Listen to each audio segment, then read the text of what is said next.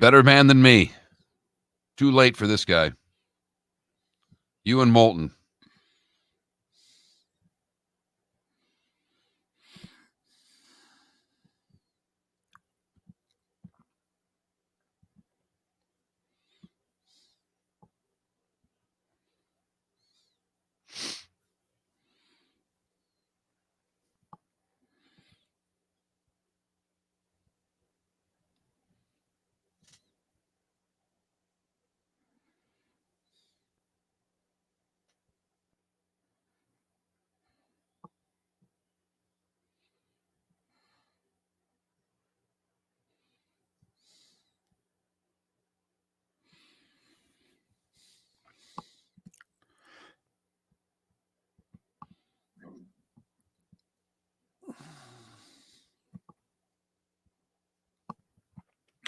Oh, man. Morning. Yeah, after midnight, EB. Morning, Paul. Hey, JC. Man, my glasses are giving me trouble this morning.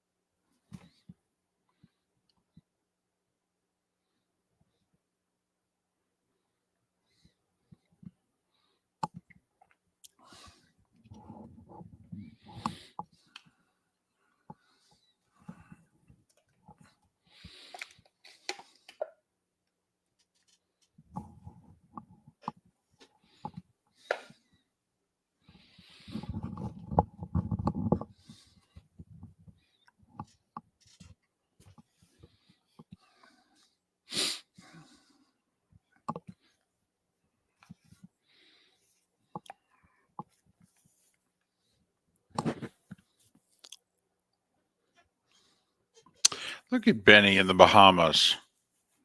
Hope the weather's treating you okay and the storms didn't get you.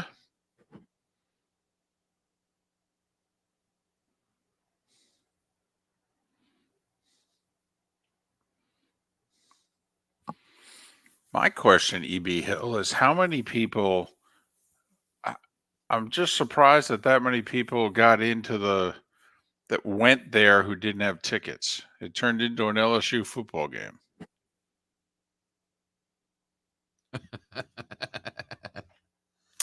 Adam, I don't think he ran out of steam. Okay. He's not 100%, and he's 37. He only faced 2 seeded players to get to the final. And remember, he had a walkover in the quarters. He had a very easy draw. I mean, he had knee surgery 5 weeks ago.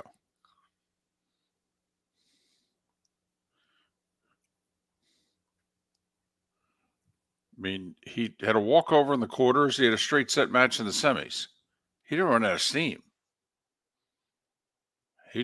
He's not good enough right now for...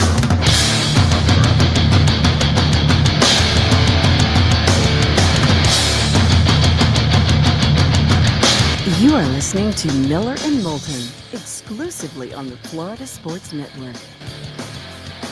And now, here's Mark Miller and David Moulton.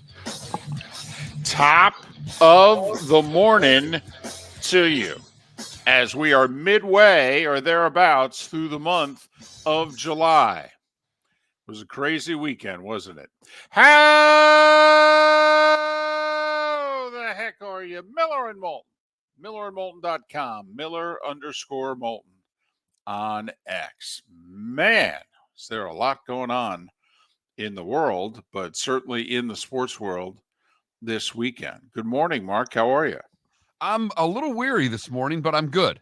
Good weekend. Lots going on, obviously. Sports, life, world, craziness. And happy to be back in the saddle on a Monday morning. So you did something yesterday, which is kind of, what you and I want to do in 2026, right? Well, only we want to do it at a match. you did the next best thing yesterday. You partook with a whole bunch of people that were really into a soccer match. I went to the British Open pub, little place in Bonita Springs, not too far from where I live. And it was obviously packed for the match, flags everywhere, people draped in flags, everybody in their England jerseys, doing chants, yelling. None of the chants I can repeat because none of them were appropriate, and Okay. they were fantastic. A lot of expressions, a lot of words, again, none of which I can say. Wow. And that was just from the women that were there. I mean, Hello. oh no.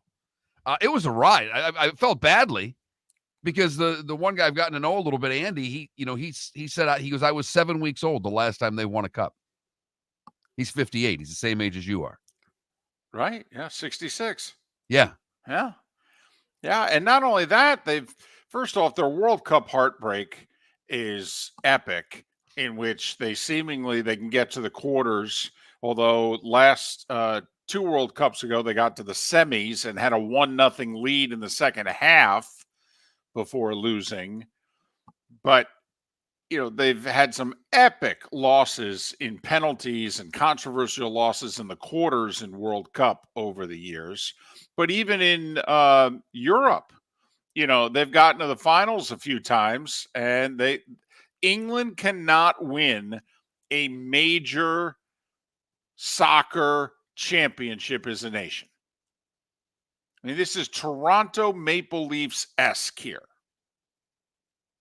It's unreal. It really is.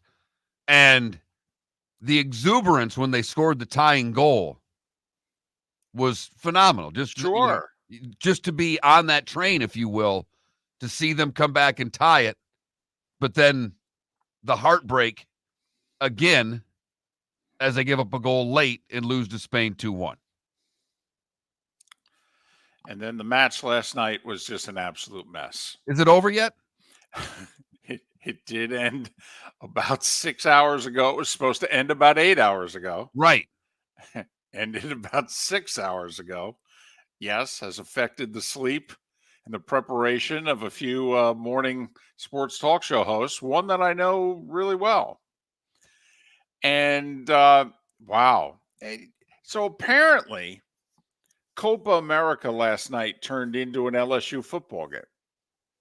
And you witnessed it firsthand, a night game in Death Valley, in which seating capacity is around 90 and about 120,000 people show up for the game. Only unlike an LSU football game, you need a ticket to get in. Not last night, apparently. Nope. They were going to make their way in one way or another. Yeah. And so they caused a ruckus. And it was a mess. The match started nearly an hour and a half late. They had people who had broken in, essentially, to Hard Rock Stadium. They had to chase them out. Not everybody left.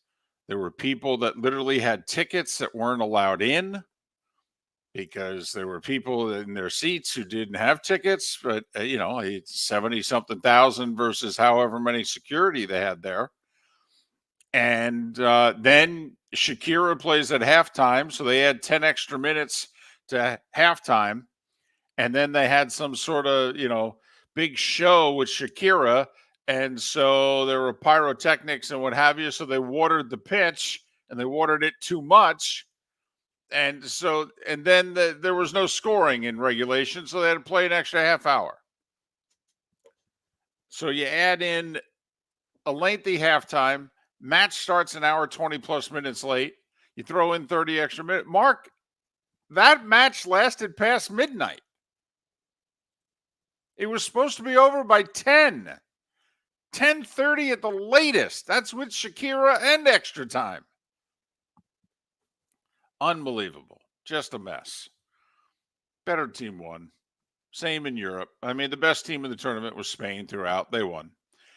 Best team in Copa, you could argue throughout, was Argentina. They won. Okay. All right. Next. But baseball's at the All-Star break. A lot of exciting things going on, too. We got more teams back in it. Remember 2-3 weeks ago, it looked like, man, I mean, first off, we were making fun of the National League 2-3 weeks ago. At one point, there were only 4 teams above 500. You got, 9 teams 500 or above right now in the National League? Some people getting their act together. And it looks as if there are races all over the place right now when we were giving divisions to teams back at the end of May. Right. I mean, we were looking for, besides the Yankees and the Orioles, we didn't know if we'd get a division race worth a damn. And now we get 4 out of 6, I think, are in play. So, all right. Cool. I like it.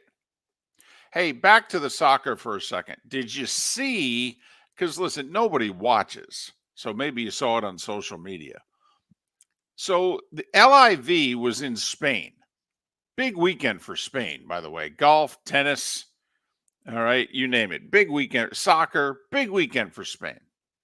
So LIV's at Valderrama. I mean, they held the Ryder Cup there. They're in Spain. So Koepka, did you see who he was paired with in the final round? Rahm and Sergio. Now think about that. So Koepka, the American, all right, but he's paired with, 2 Spaniards. And he's over in Spain. And so, I mean, he knows that the LIV is not the biggest thing going on in the country that day. The football team's playing for the Championship of Europe. And the native son is, playing for Wimbledon and what have you. So, yeah, Koepka wears an England soccer jersey over his golf outfit on the first tee. Spectacular. I wonder if Koepka took the time to explain, hey, I was going to wear my Florida Panthers jersey, but I don't think anybody would have got it. He'll wear that whenever they have an event in Canada. Right. I'm a season ticket holder. We won the cup. It's kind of a big thing in our country. So Sergio loved it. Sergio laughed, thought it was funny. John Rahm seems miserable. Mark, if I gave you 3, 4, however many hundreds of millions of dollars, what would it take for you to be miserable? It would be impossible. I mean, even if you were a professional golfer and you weren't golfing particularly well, what would it take for you to be miserable? A lot more than that. John Rahm has figured out misery. Apparently, it's live golf, David. Wow. He just, what happened? Hey, dude, you took the money. Okay, we understand. Some of us don't like you for it. Some of us go, yeah, would have taken it too. You took the money. I mean, come on. You couldn't see the humor here? Sergio goes on to win the tournament, by the way. Comes from 7 back and wins. Boy, did Koepka really piss him off. Think about it. Sergio has the sense of humor. Things we never thought we'd say a few years ago. That in a threesome, Sergio is the one with the sense of humor. Man, these are crazy times. Yes, they are. They really are. And John Rahm is the most miserable man in golf right now. Boy, is he ever. One of the richest, but one of the most miserable at the same time. So, football. And by the way, this week, if you need to see helmets and shoulder pads, it'll be a bunch of guys you don't know, but rookies report to the majority of training camps in the National Football League this week. That's right. You heard us.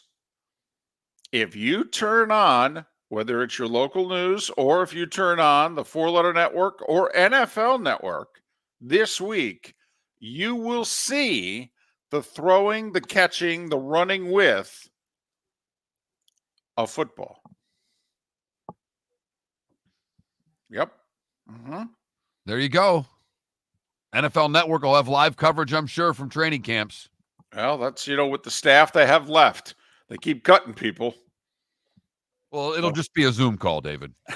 Right. Hopefully they've still got 32 beat reporters, one per team.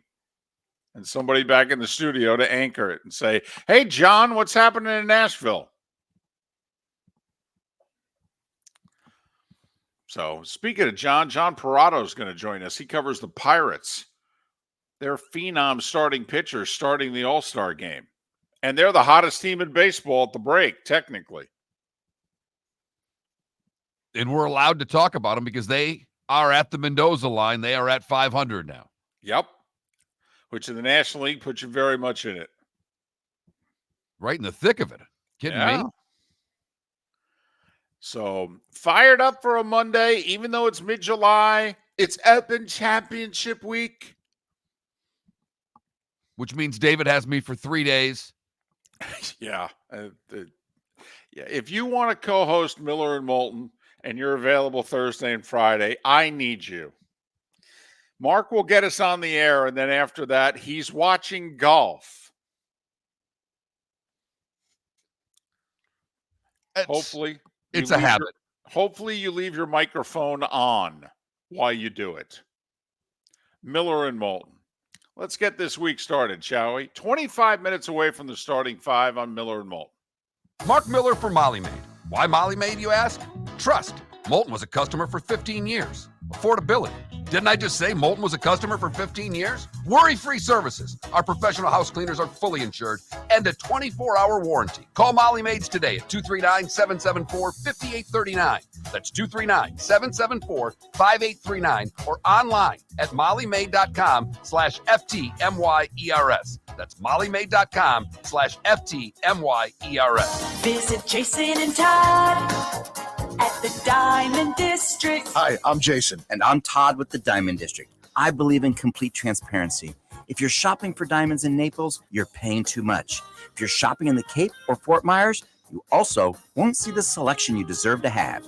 If you're online, there's no human connection, and you won't know if your diamond is beautiful or not until it shows up in the mail. Just because it's GI certified doesn't mean it's brilliant. There's so much more to a diamond than its cut, color, and clarity that makes it beautiful. Visit us at the Diamond District for a non-commissioned and educational presentation and quit paying more in Naples or buying blind from the internet.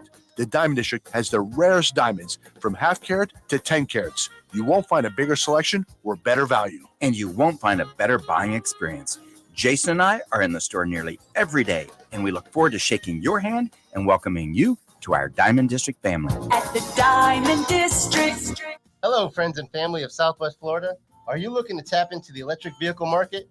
Well, look no further, because we here at Southwest Florida Golf Carts have just what you need.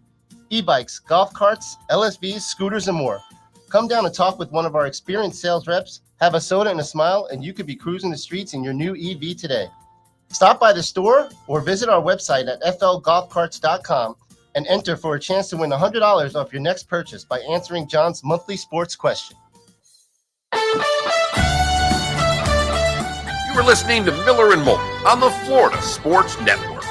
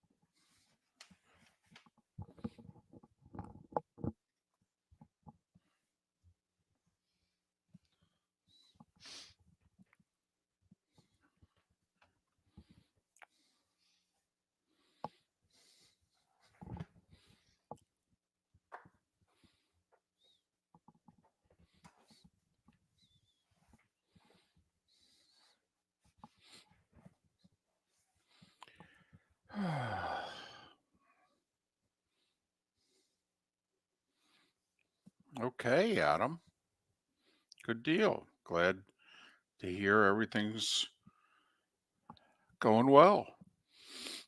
When's the baby due?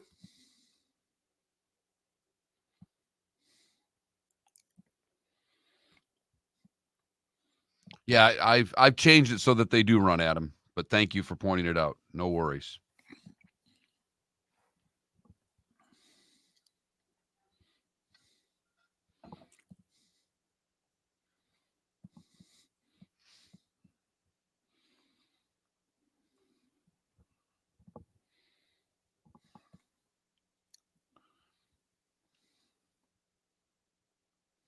Well, that's good. That's a Monday.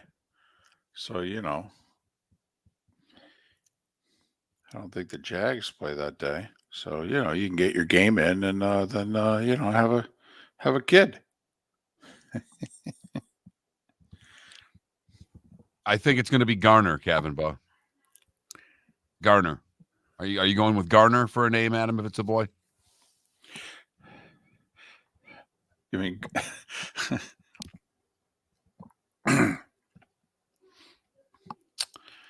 Well, thank you, EB. Just our way of getting everyone, just getting you up to date. Tough to pay attention to everything going on.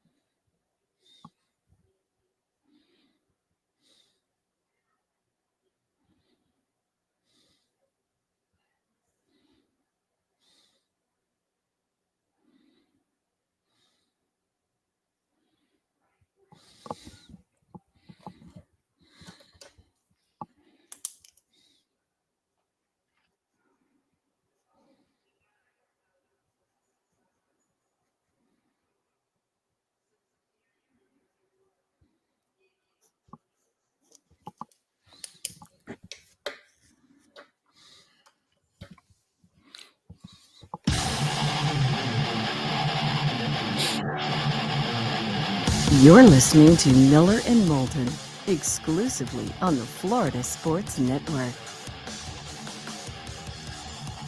21 minutes past the hour. Top of the morning to you. How the heck are you? Miller and Moulton, millerandmoulton.com, Miller_Moulton on X. So, Mark, I'm going to give you a business proposition. You can sign now for X amount of money. It's a lot of money. But if you work one more year, there's a risk of injury, all right? Potentially even career-ending injury. But if you work for one more year, you can sign a contract a year from now for about $113 million more than what you can sign for today. What would you do? Well, let me ask you one question in return. Uh-huh. How old of a player am I? You are in your late 20s. Then I would probably risk it and play the year. For those of you may not have heard, Knicks guard Jalen Brunson was eligible to sign a 5-year extension beginning, I think it was Friday or Saturday, for $156 million and change. That's pretty good. I mean, I don't know about you. $31 million, fully guaranteed, But if he had waited one more year, instead of signing for $156 and change, he could have signed a 5-year deal for $269 million. He left $112.5 million on the table. He signed the extension literally as soon as he could have. Like, the Knicks were able to offer him a contract at 4 o'clock. They sent it to him at 4 o'clock. He signed it by 5. Now, he did so not because he was worried he'd get hurt and that contract a year from now wouldn't be offered. He signed it because it gives the Knicks a lot more financial flexibility over the next handful of years to keep and get better players. He pulled a Brady. Which is as un-NBA-like as it gets. And so that league is about the max contract. I mean, totally. And it's not a knock against the NBA because I'm all for the max contract. Most of us are. Who doesn't want to make as much money as they can? Right. You know, most of us, when it concerns us, are really, really looking for max deals now, aren't we? $112.5 million he left on the table. Now, don't feel badly for him. First off, making a lot of money. But also, he has a chance when he's like 33 to be at 32, 33, to be in the league 10 years, in which the super max deal that he could sign 4 or 5 years from now is $100 million on top of the one he wouldn't wait a year for. I mean, the next contract he signs could literally be for like a WNBA franchise. Well, we were going to pay you in currency, but instead, how about if we give you the New York Liberty? Oh, okay, thanks. In fact, I don't know if the Liberty will be worth as much as what Jalen Brunson could sign for in 4 years. Although with the way Caitlin Clark's going, values are going up. Values are going up. There's no doubt. So, but you would have rolled the dice. I would have rolled the dice. The others, the point that you do make, though, is that his next contract is going to be so big. This next round of NBA contracts are going to be amazingly rich. People are going to freak out when guys start playing for $80 and $90 million a year. Yes, their players are going to make more than $1 million a game by the very end of the decade. And I think there's going to be tremendous resentment and blowback. I do think that one of the things the league, and I don't know how they do it, but the league better get rid of this load management thing. I mean, when guys are getting paid this amount of money, they got to play. Sorry, they got to play. Come on. Can't ask the fan to pay the amount of money that they got to pay. Heck, never mind just the amount of money they got to pay just to watch the damn stuff on TV now, with all the streaming services the NBA is going to be going to also. So, but yeah. So Brunson left $112 on the table. Gave the Knicks some financial flexibility. So the next time Jalen Brunson pays for anything in the New York metropolitan area is when, Mark? 2032. I was thinking 2052. You might be right. And he hasn't even won anything yet. But if they do, forget about it. Stuff of legends. But he said he made his decision, and he said Brady, Jeter, and a couple of others. I did what they did. You know, people forget Jeter was way underpaid. He signed a long-term deal early in his career, and he was way underpaid. And this is Steinbrenner and the Yankees. I mean, it's not like they couldn't afford it. And he never once said a word about his contract. Never once said, man, we got to renegotiate this. Nope. He said, hey, I signed a contract. I'm good. And that's why he was so angry at Cashman when his contract was up and Cashman was really busting his chops over a few $1 million. Jeter was like, are you serious? You guys saved $100 million on my contract. But I digress. And we all know that Brady was able to play for less than market value because he wasn't the person in the household earning the most money. In fact, when you think about it, Mark, when they talk about retiring jerseys in Foxborough, shouldn't Giselle? What do they retire? A dress? How about just a jersey with a big G on it? I mean, seriously, in a salary cap sport, they got to play the best quarterback in the game under market value. That's a big advantage. Thanks to Mama Bear at home bringing in the moolah.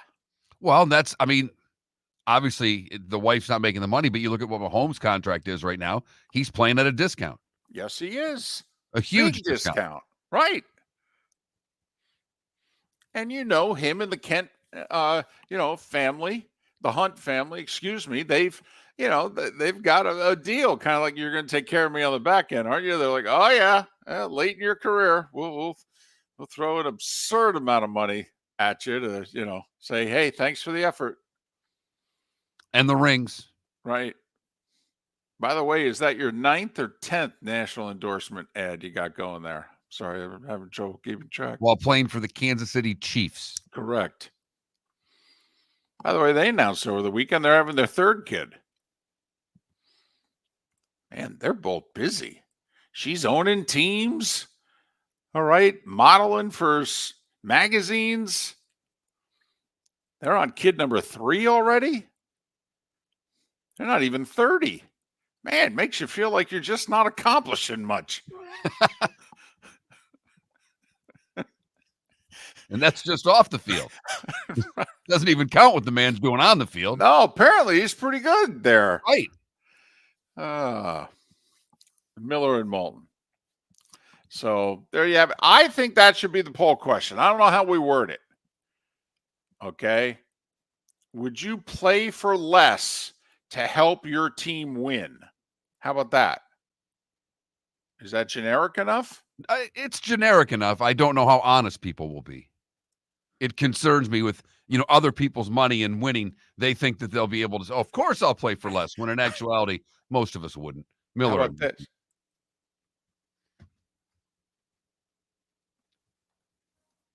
Jason and Todd at the Diamond District. 20 years ago, Jason and I had the idea for a jewelry store like no other, with a vast selection of certified diamonds priced 8 to 12% over cost. A team of individuals who are educated, driven, and believe in cultivating relationships. Today, we have become one of the largest independent jewelry stores in the country. Todd and I love what we do and are in the store nearly every day, along with our GIA gemologists, master jewelers, custom designers, and non-commissioned diamond consultants, all of which we consider family. As direct diamond importers, we travel the world, forging relationships and sourcing diamonds. What we love most about our business is that we can call Southwest Florida our home. If selection, value, and comfort are important to you, give the Diamond District an opportunity. You won't find a better diamond buying experience. Todd and I look forward to shaking your hand and welcoming you to our Diamond District family. At the Diamond District. The law firm of Michael F. Hornung specializes in criminal defense, DUI, personal injury, nursing home claims, and auto accidents. I'm a former prosecutor with over 34 years of experience. The information I know is information you need to know. If you've been arrested for a DUI, time is of the essence to maintain your driving privileges. Call the law firm of Michael F. Hornung for a free consultation. At the law firm of Michael F. Hornung, we are committed to excellence in your representation. Being a local attorney with local knowledge is clutch to the success of your case. For over 30 years, we have successfully represented the citizens of Southwest Florida. For a free consultation, call 239-437-0095. That's 239-437-0095. Our offices are conveniently located in Fort Myers. Visit online at mfh-law.com. You are listening to Miller and Moulton on the Florida Sports Network.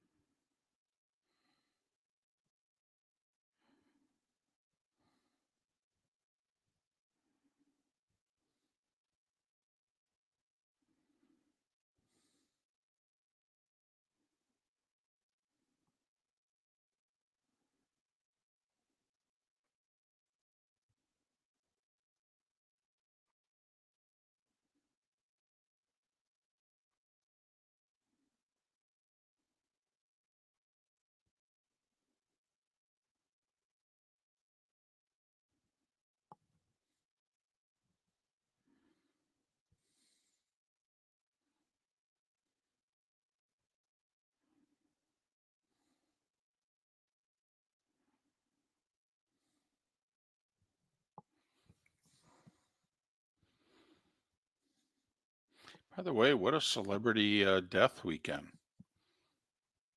Richard Simmons, Dr. Ruth, Shannon Doherty.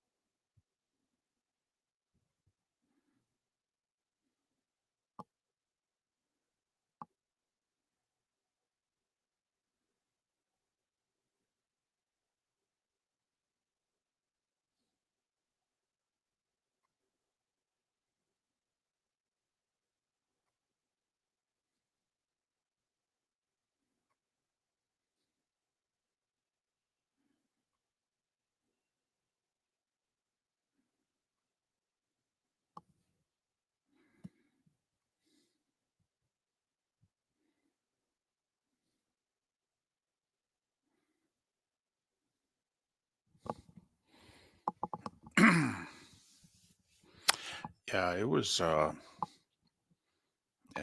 was a sad weekend. I was really bummed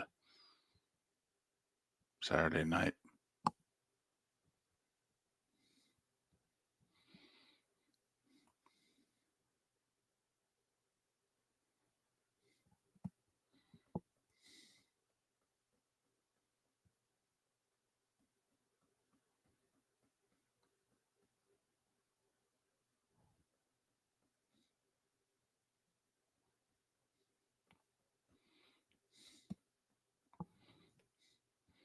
So you found Dash's glasses?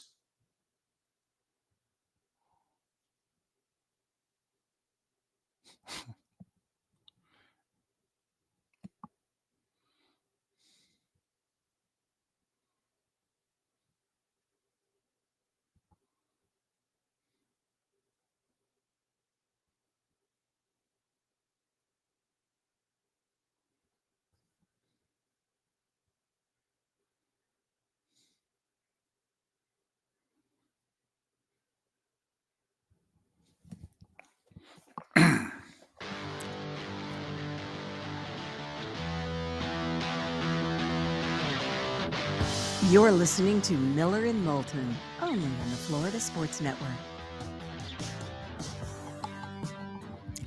22 minutes before the hour. Thanks so much for being with us. Miller and Moulton, millerandmoulton.com, Miller_Moulton on X. We'll begin our, what we're going to call preseason previews. We're going to try to, between now and late August, just, catch up with, check in with how the offseason has gone, how training camp is going with as many of the NFL teams as we can. That's all. Yeah, a little focus, obviously, on the teams that are closest to us. A little more Dolphins, a little more Jags, a little more Bucks. Okay, we're in Huntsville now. Looks like next month we're even going to get into Franklin County, Tennessee. So, maybe a little Falcons, a little Titans. Okay, but, for the most part, we're just going to check in where we can with people who are willing to make time for us. So we're going to talk a little Patriots an hour from now. And, we'll ask Mike Kadlick, hey, are they on the clock? That's a nice way to get the interview started, right? Hey, are you covering the worst team in the league? John Perrotto, we'll talk a little Pirates. Paul Skeens starting the All-Star game, coming up a little more than an hour. And SEC Media Days, Mark, in Big D. And we don't mean Decatur. We don't mean Dothan, Alabama. We mean Dallas. Because when you think SEC, you think Dallas. Dallas. That's right. 20 minutes before the hour. Time for The starting five 5 stories you need to know. It's the starting 5 on Miller and Moulton. Here's number 1. Yeah, I don't know if this is the most important, but we're starting here anyway because I'm old and Mark deemed this hour of the show the baseball hour a handful of years ago. And, well, darn it, I'm sticking to it. Number 1's baseball. We're at the All-Star break. And I think it's fair to say 4 of the 6 divisions are in play. I mean, I know the Dodgers have a bunch of injuries, but they got a 7-game lead on the Padres and Diamondbacks. I mean, do we really think they're getting caught? And the Phillies are 8.5 up on the Braves. And if it was the Mets who had the 8.5 game lead, I'd say the division was in play. But it's the Phillies. So I'm putting an X next to their name. Everything else is in play. You know, Mark, the Yankees were an out away from having the lead in the American League East. Had a 5-3 lead and had a 2-hopper hit to their young shortstop with 2 outs and 2 strikes in the 9th. Yeah, the problem is he bobbled it. Everybody was safe, and that allowed a run to score. And then with the winning run on base now, a guy hits a lazy fly ball to left field. Only the guy who plays left field doesn't know how to play left field. And so he took 2 steps in, then he fell down. Ball lands over his head on the grass. And the Orioles turn defeat into the jaws of victory. They're 6-5 O's with 3 in the bottom of the 9th to avoid getting swept at home by the Yankees. Baltimore with a 1-game lead in the East at the break. Red Sox took 2 of 3 from their wild card showdown series with the Royals, winning yesterday 5-4. They have a 2-game lead for the 6th seed over Kansas City. Rays got to 500 at the break. They took 2 of 3 from the Guardians. They beat Cleveland 2-0.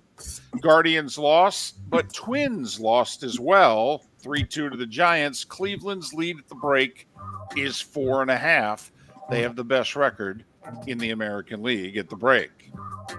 Angels beat Seattle 3-2, but Texas took 2 out of 3 from Houston. The Rangers staying alive, 4-2 over the Astros. So Seattle's lead is 1 over Houston at the break.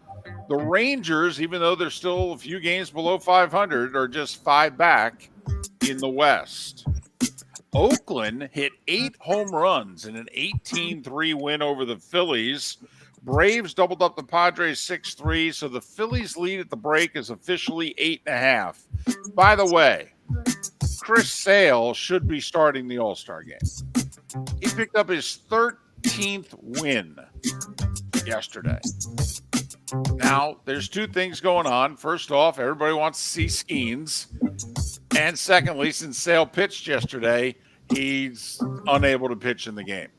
Mark, for what it's worth, I actually think they should have named Sale the starter, and then like guys who get selected to the All-Star team but get replaced. I think they should have named Sale the starter, but then replaced him with Paul Skeens. I had said last week that Sale should be the starter. Yep. I backed off on it after what Skeens did in his throwing the no-hit for 7 innings. It's like, well, this is what the people want. But there's no denying Sale's first half has been unbelievable.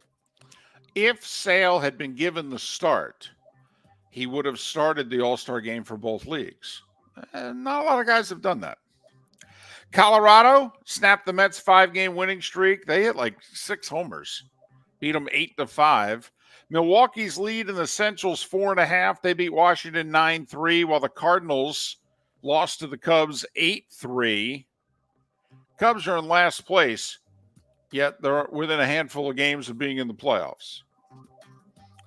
Pirates swept the White Sox to get to 500 at the All-Star break. And they're just, I think, 2.5 back for a final playoff spot in the National League. 9-4 over Chicago.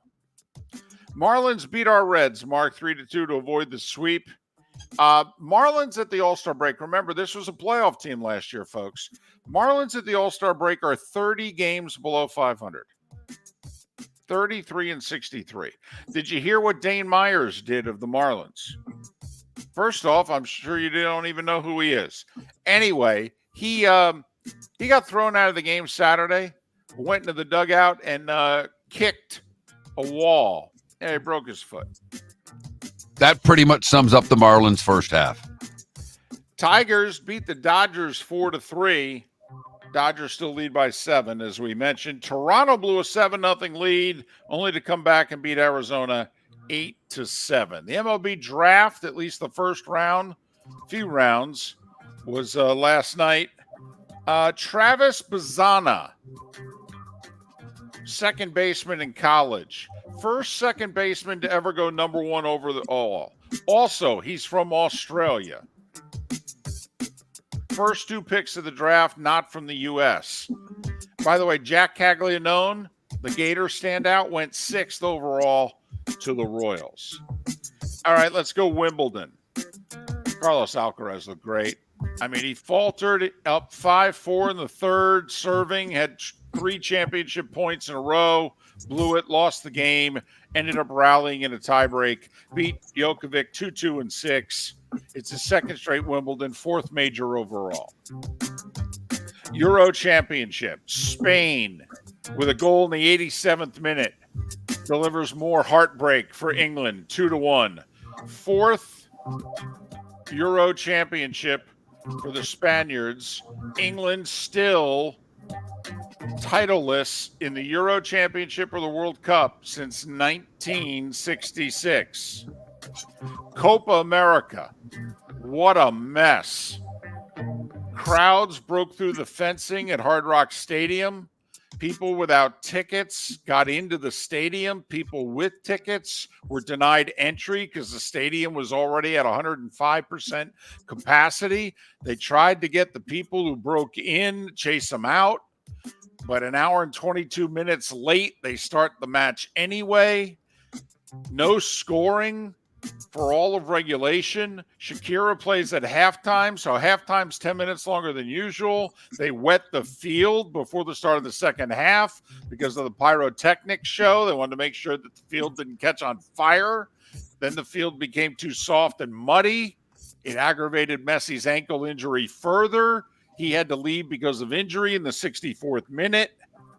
Argentina, in extra time, scored to beat Colombia 1-0.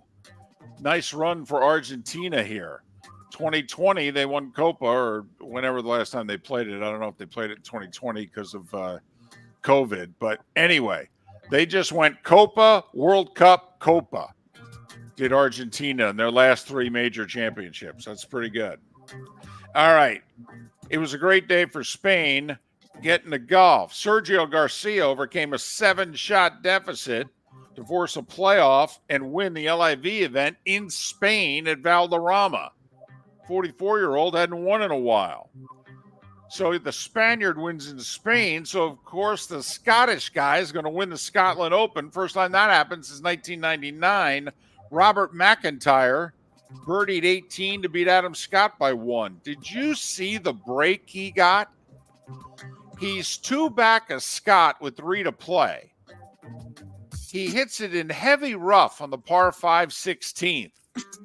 He goes to take his stance. I mean, you can barely see the ball. He's standing on a sprinkler head. He gets a drop. The ball sitting up. He hits it to 6 feet. He makes eagle. He ties Scott. He birdies 18 to win it. I'll tell you what. The pros get better drops than us amateurs who cheat. They really do. No, you know, because you watch a lot of golf. The drops, the stuff with the, I mean, honestly, the pros get better breaks than amateurs who go into the woods with a foot wedge and 2 golf balls in their pocket. It's ridiculous the breaks the pros get. LPGA, they played a major, the Evian Championship. Ioka Fuarua played the last 5 holes 5 under, eagled 18 to win a major. That's pretty cool. WNBA, don't look now. Caitlin Clark and the gals have figured it out. After a 3-10 start, they won 8 of 12. They went to Minnesota and beat the Lynx. The Lynx are really good. 81-74. NASCAR, Ryan Blaney's really good. He won for the second time in a month. He won at Pocono, led the final 44 laps. Ross Chastain is holding down the last playoff spot, but he finished second to last, and because of it, Bubba Wallace is 27 points behind him. Never mind the fact if somebody who hasn't won wins, Ross is out. Jalen Brunson, as we mentioned, took $122 million less to re-sign with the Knicks a year early. Jacoby Jones, remember him?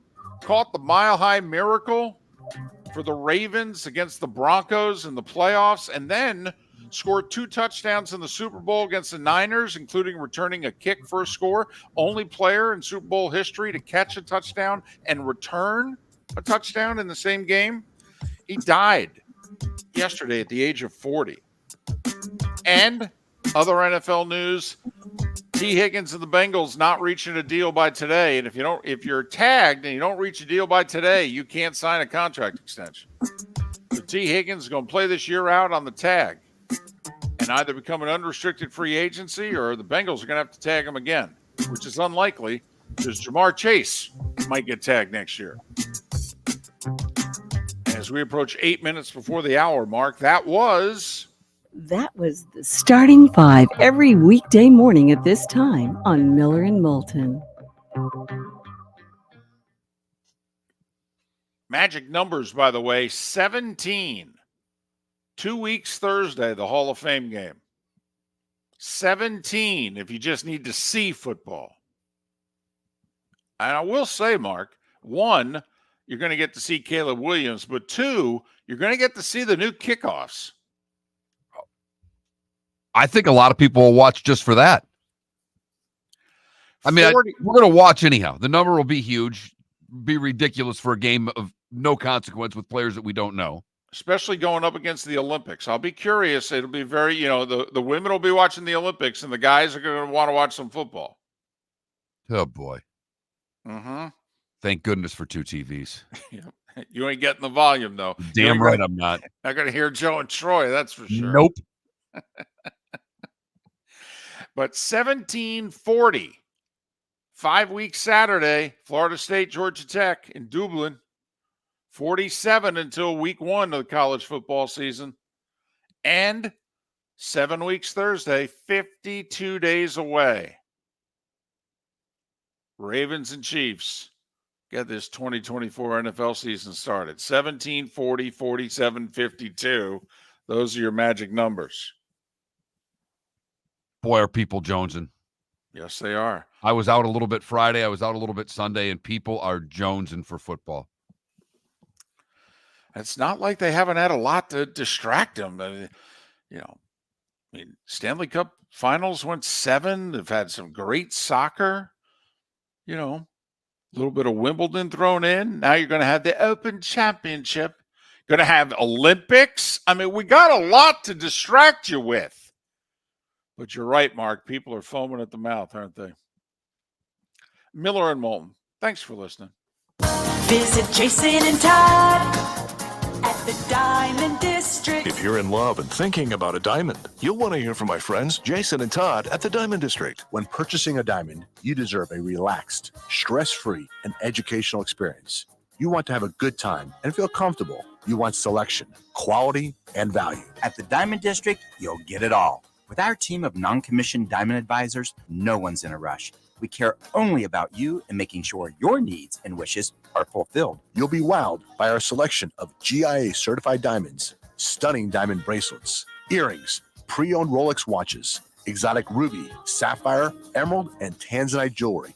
There's something for everyone at the Diamond District, and all at the lowest prices anywhere. Jason and I love what we do and are in the store nearly every day. We look forward to shaking your hand and welcoming you to our Diamond District family. Visit Jason and Todd at the Diamond District. Mark Miller for Molly Maid. Why Molly Maid, you ask? Trust. Moulton was a customer for 15 years. Affordability.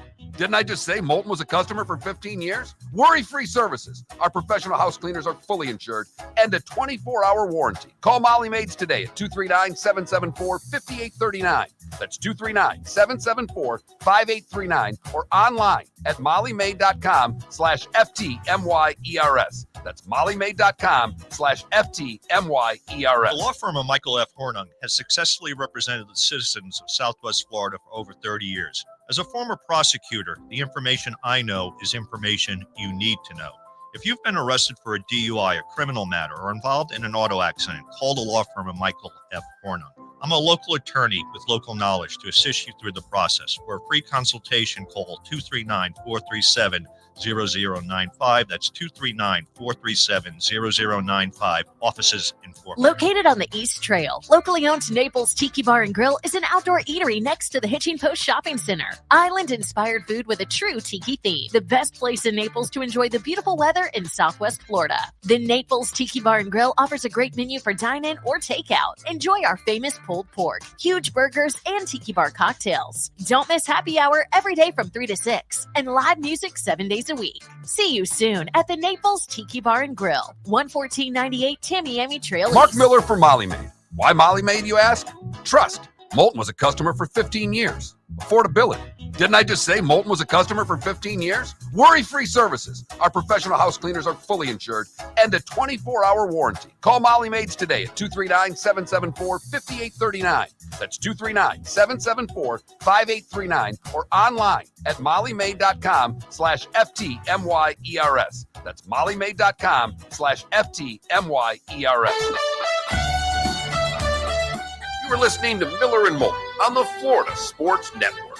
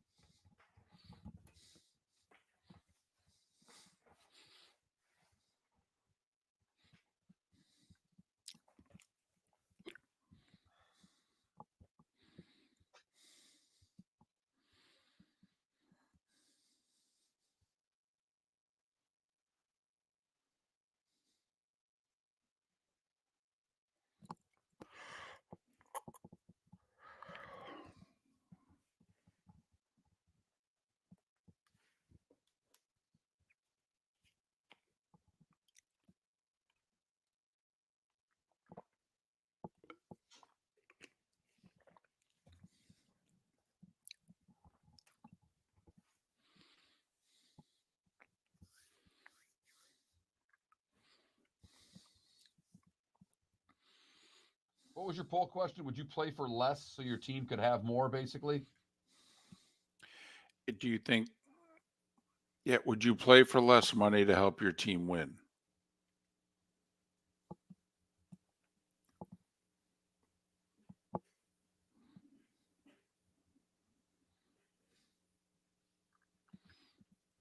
EB Hill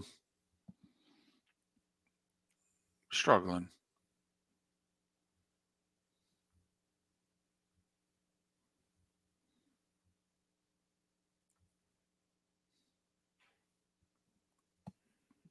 Thank you for asking.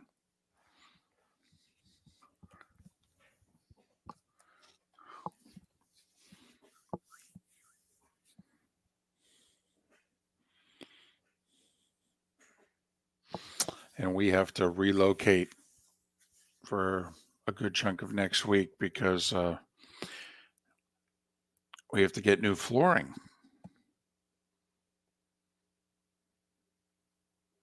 So next week, at least the first 3 days of the week, I'll be in a hotel. Very exciting. Yep.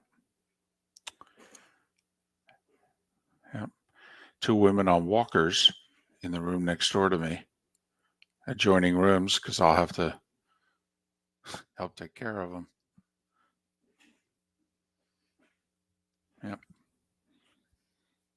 Unfortunately, I get to spend more money. Just good.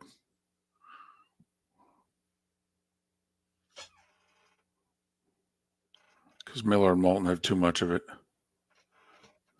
Oh, God. Do we need sponsors? If you know anybody that wants to sponsor this show, please let us know. You want to sell a sponsorship to this show, we'll pay you. And apparently we have great ratings, too.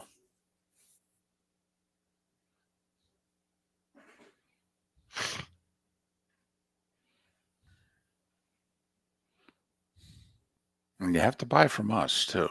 Doesn't do us any good if you buy from the station. We get nothing from that. Exactly.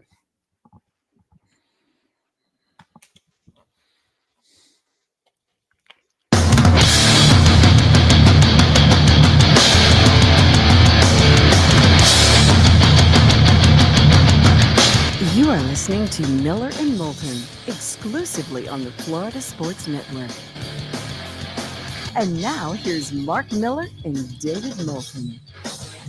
Hour 2 of Miller and Moulton on this Monday. Thanks so much for being with us. Miller and Moulton, millerandmoulton.com, Miller_Moulton on X. Our NFL preseason previews will begin with Mike Kadlick in a little more than 30 minutes' time. We'll head to Pittsburgh, although John may be in Arlington for all we know. John Perrotto, who covers the Pirates. Paul Skeens starting the All-Star game. Pirates have won 4 in a row heading into the break. They're 500. They're actually in it in the wild card chase. Talk to John Perrotto about Skeens and the Pirates an hour from now. And we'll go live to Dallas 2 hours from now. Chris Gordy is at SEC Media Days in Big D. And we'll talk to the Houston sportscaster 2 hours from now. And Houston is Big 12 country, right? Yeah. Kind of. Absolutely. Used to be. Yeah, I mean, they got a team from Houston in the Big 12 anyway.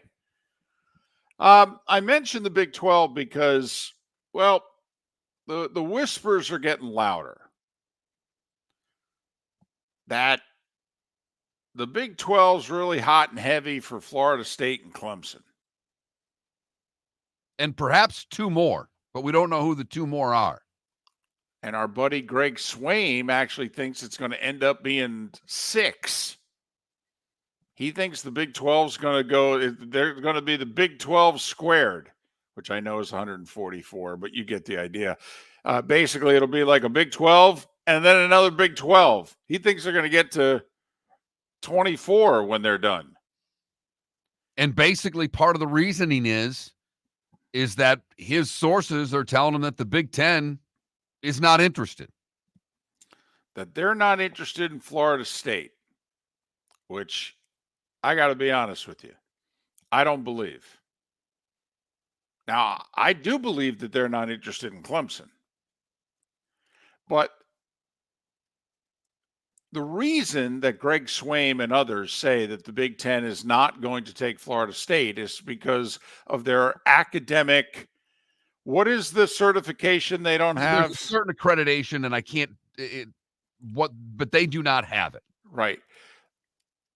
My daughter got her master's from Florida State a year ago, and so I kind of looked into Florida State to see, where do they rank? Florida State's like a top 50 university in this country.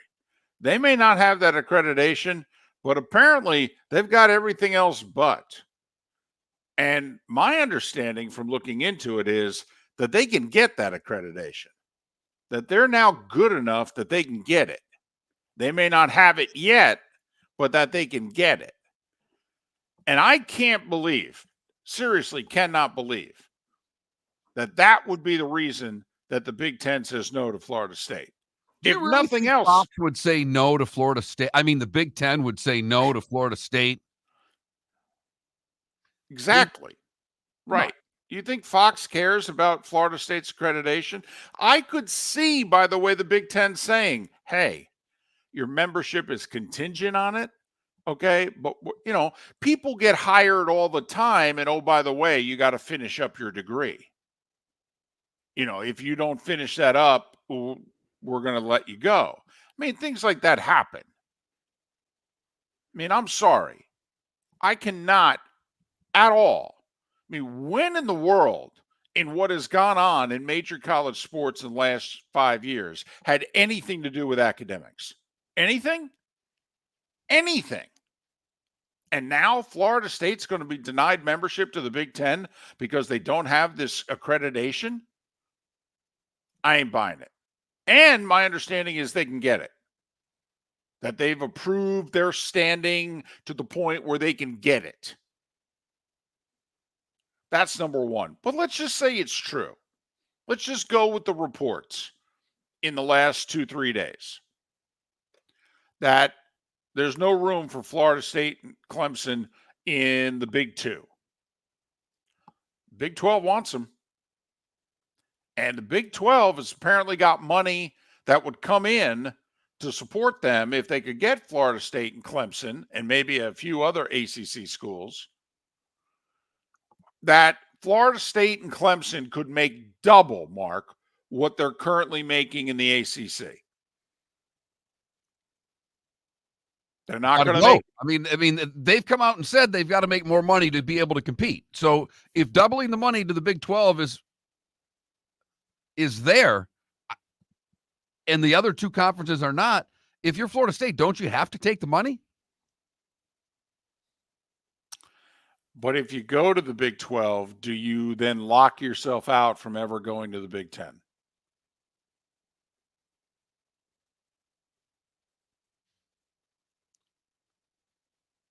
Maybe. And does it matter if you're getting that kind of money?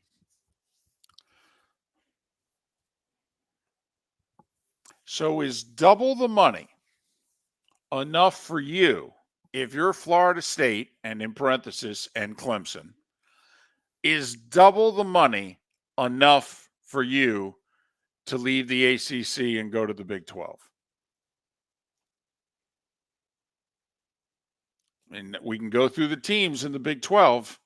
You know, if by chance you now need a refresher course, you know, Kansas, Oklahoma State, K-State, Iowa State, Cincinnati, Houston, UCF. I mean, I can keep on going. West Virginia, Baylor, Texas Tech. Guess who the Pac-12 schools just came in? Utah, BYU came in a year ago. The two Arizonas. Would you make the move? I mean, I want the Big Ten if I'm Florida State. I wouldn't. You'd stay in the ACC. I would. I'd get the accreditation, to be honest with you. I'd find out if that's the truth. I don't believe it for a second. Don't believe it for a second. I do believe the point that you made that it may be contingent on them getting it. Hey, you get in the conference, you've got to get that accreditation. But I believe, was it Nebraska that didn't have it when they got into the conference and got it? And then didn't they lose it after they got in the conference? I mean, I'm sorry. Just take a look at the state. Also, if you're the Big Ten, I mean, think of the argument you'd be able to make. You're coast to coast. You're the true. You'd be able to say we're the only national conference. I mean, you get into the SEC's footprint.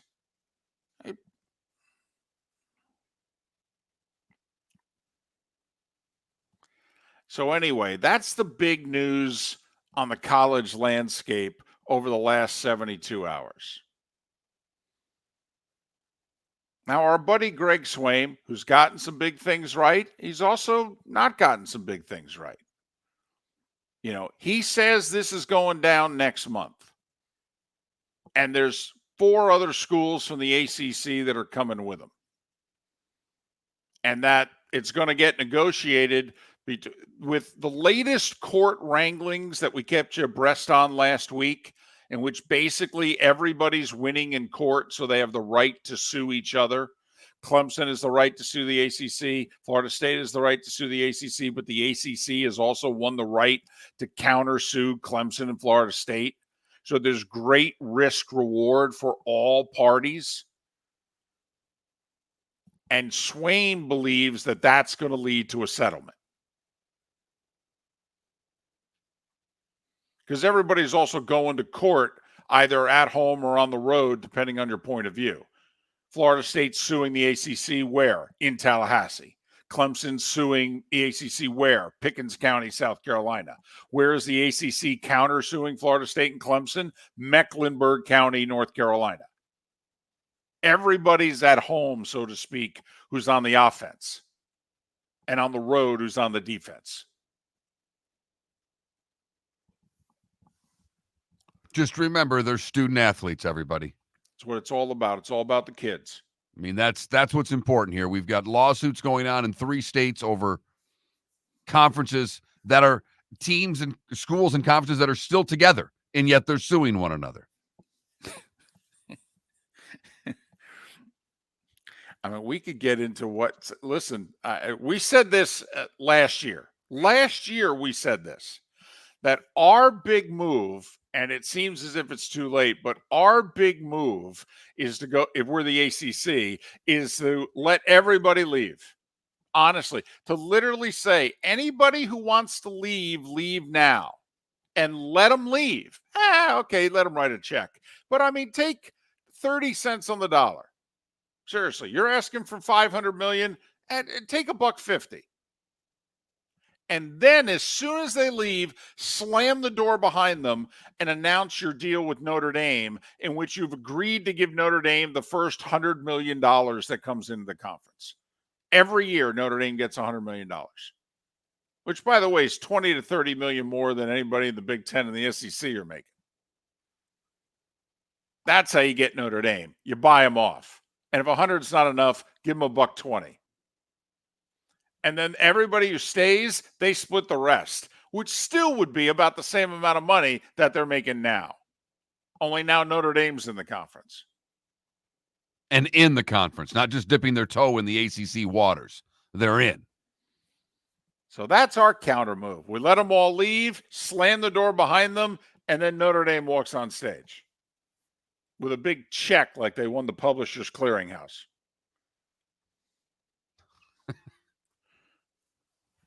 Are you going to bring Ed McMahon back for that one? Just whatever you got to do, man.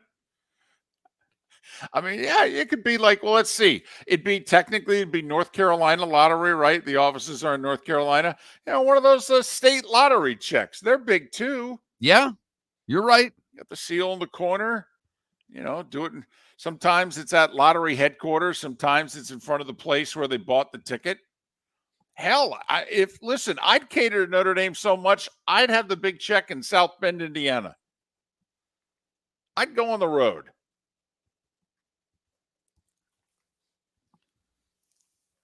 So, but that's our plan for the ACC.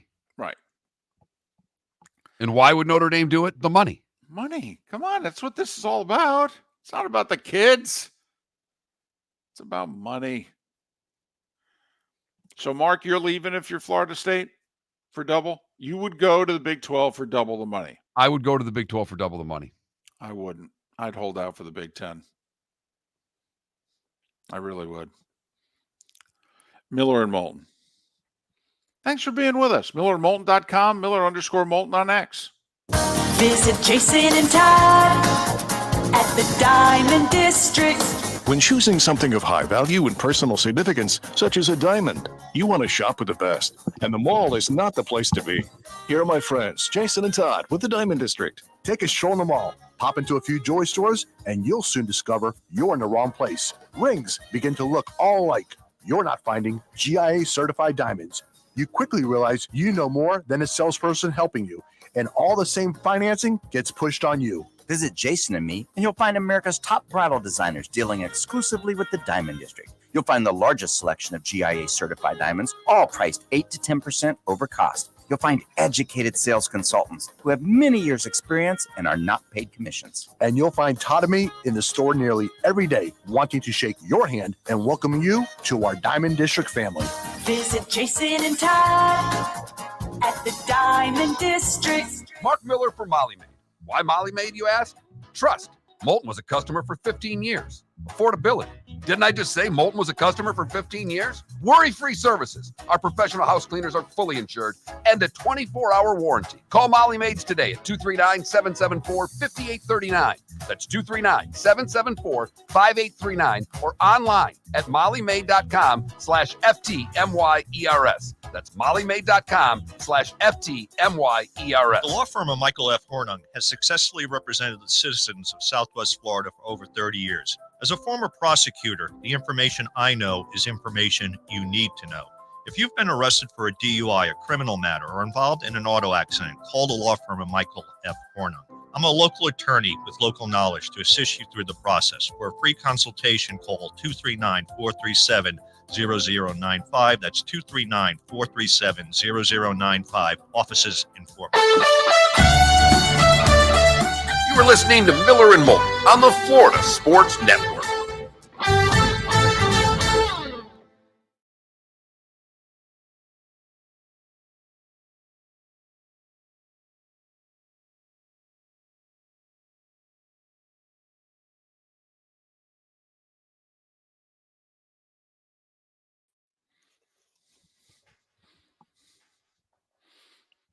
I like your new system, Mark.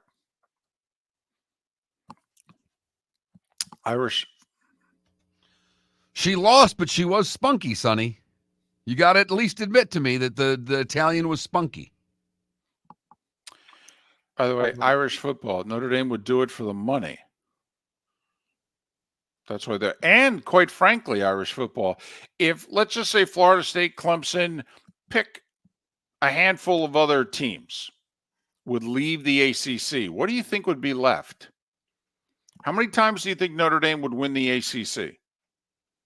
If with Florida State, Clemson, and let's just say North Carolina is also leaving. Carolina leaves. But even if Carolina stays, even if it's Va Tech and NC State and a few others that leave, how many times do you think Notre Dame is winning the ACC in a 10-year period of time? I got to think 8. Well, how many times do you think they're going to make the playoff now in the current system as an at-large? And you'd make more money? I'd guarantee it, by the way, more money. I'd literally put it in writing. I mean, currently Notre Dame's making about $70 million between NBC and the ACC and what have you. I'm giving you $100 million a year. $100 million. And we're not threatening. Somebody said we're not threatening Notre Dame. We're just making them an offer.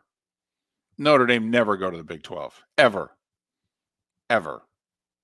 No way. No way.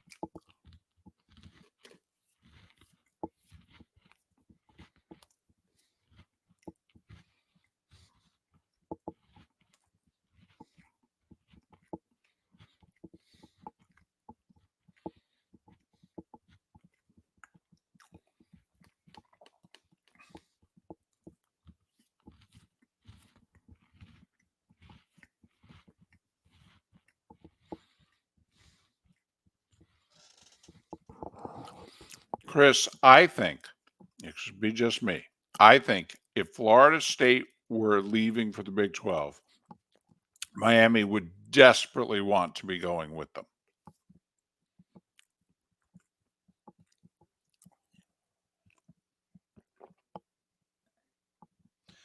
Irish football, you think Notre Dame would go to the Big 12 because of Deion Sanders? It's one of the funniest things I've ever read. First off, can he have a winning record? And we love Deion. Remember, we love Deion. Could he have a winning record first? And secondly, and so then what happens when he leaves Colorado?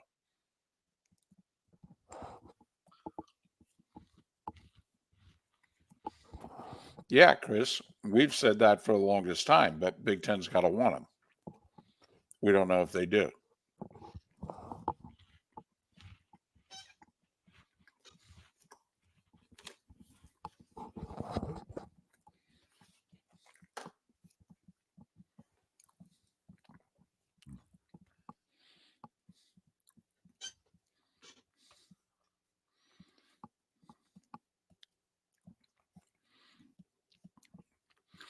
Irish football.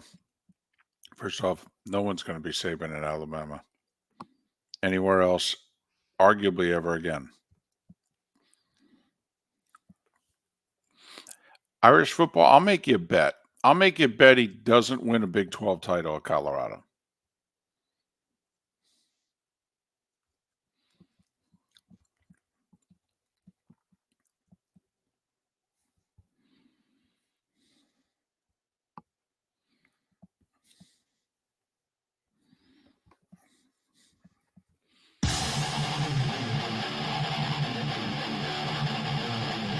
You're listening to Miller and Moulton, exclusively on the Florida Sports Network.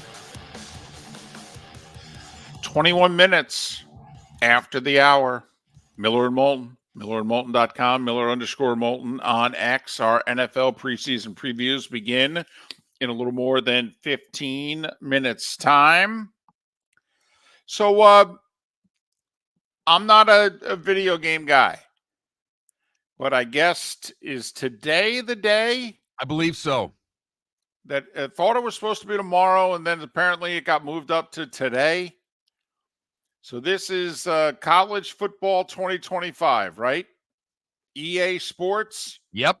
What's it been, 10 years? I think 2014 was the last one. Oh, it seems like 10. You know, I don't know. My math's not what it used to be. So sleep deprivation and all. But, so, okay, how big of a deal is this? How many of you, 21,000 on the text line, Twitch chat room. So, how many of you are cuckoo for Cocoa Puffs over this? What is interesting about it is because it's been such a long gap that you now have older adults who played this game a long time ago that, right. I think even Clay Travis put a post up on X going, all right, I've retired from video games, but my kids are talking so much crap. I may have to come out of retirement right. for the new college football game. Right. And then Mike drop the video game on the couch and never play again. Exactly. That's you it. Retire immediately. Right. I don't care if he has to be Georgia and play against East Carolina. It doesn't matter how it's done. You get the W and you move on. Well, you tell me. Your son is 25. Can't wait. I was going to say, this is his wheelhouse, isn't it? Totally. He and his friends are so fired up. And he still has, I believe, a PS4. He's got to go buy the Xbox now because they're not doing this. It's either PlayStation 5 or Xbox. Xboxes are cheaper. So he's, getting a whole new system for this. So this is the thing. This is, my wife's big into watching, QVC. Funny thing is she literally, I don't think she's ever purchased anything, and yet she watches it. That's a whole discussion in and of itself. But, Mark, their big thing is it's Christmas in July. That's their thing because it's all marketing. They're just trying to get you to spend money when otherwise, why the heck would you buy anything in July? Theory, you've already bought your stuff for the summer and what have you, and Christmas is so many months away. Christmas in July, Mark. It's a big thing on QVC. I walked into a room yesterday, the Rockettes were dancing on QVC. I kid you not. They began a segment with the Rockettes. Christmas in July. But this is for... Did you chase that at night with Hallmark movies too, or how does that work? No. Funny thing is, I'm the one watching the rom-coms. She's watching dramas. She's watching death and destruction, planes crashing, people getting killed. I'm watching 2 hours for the kiss at the end. But back to Christmas in July. This is for many of us guys. This is a Christmas in July moment, though, right? Yes, it is.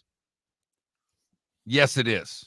And I think, for the much younger part of our audience, because our audience is a little bit older, the markets that we're in. So I don't know how big it is to our audience, but it is to our audience's kids and maybe some of the younger ends, the ones that have been listening with dad in the car for 10 years. They're the ones watching it.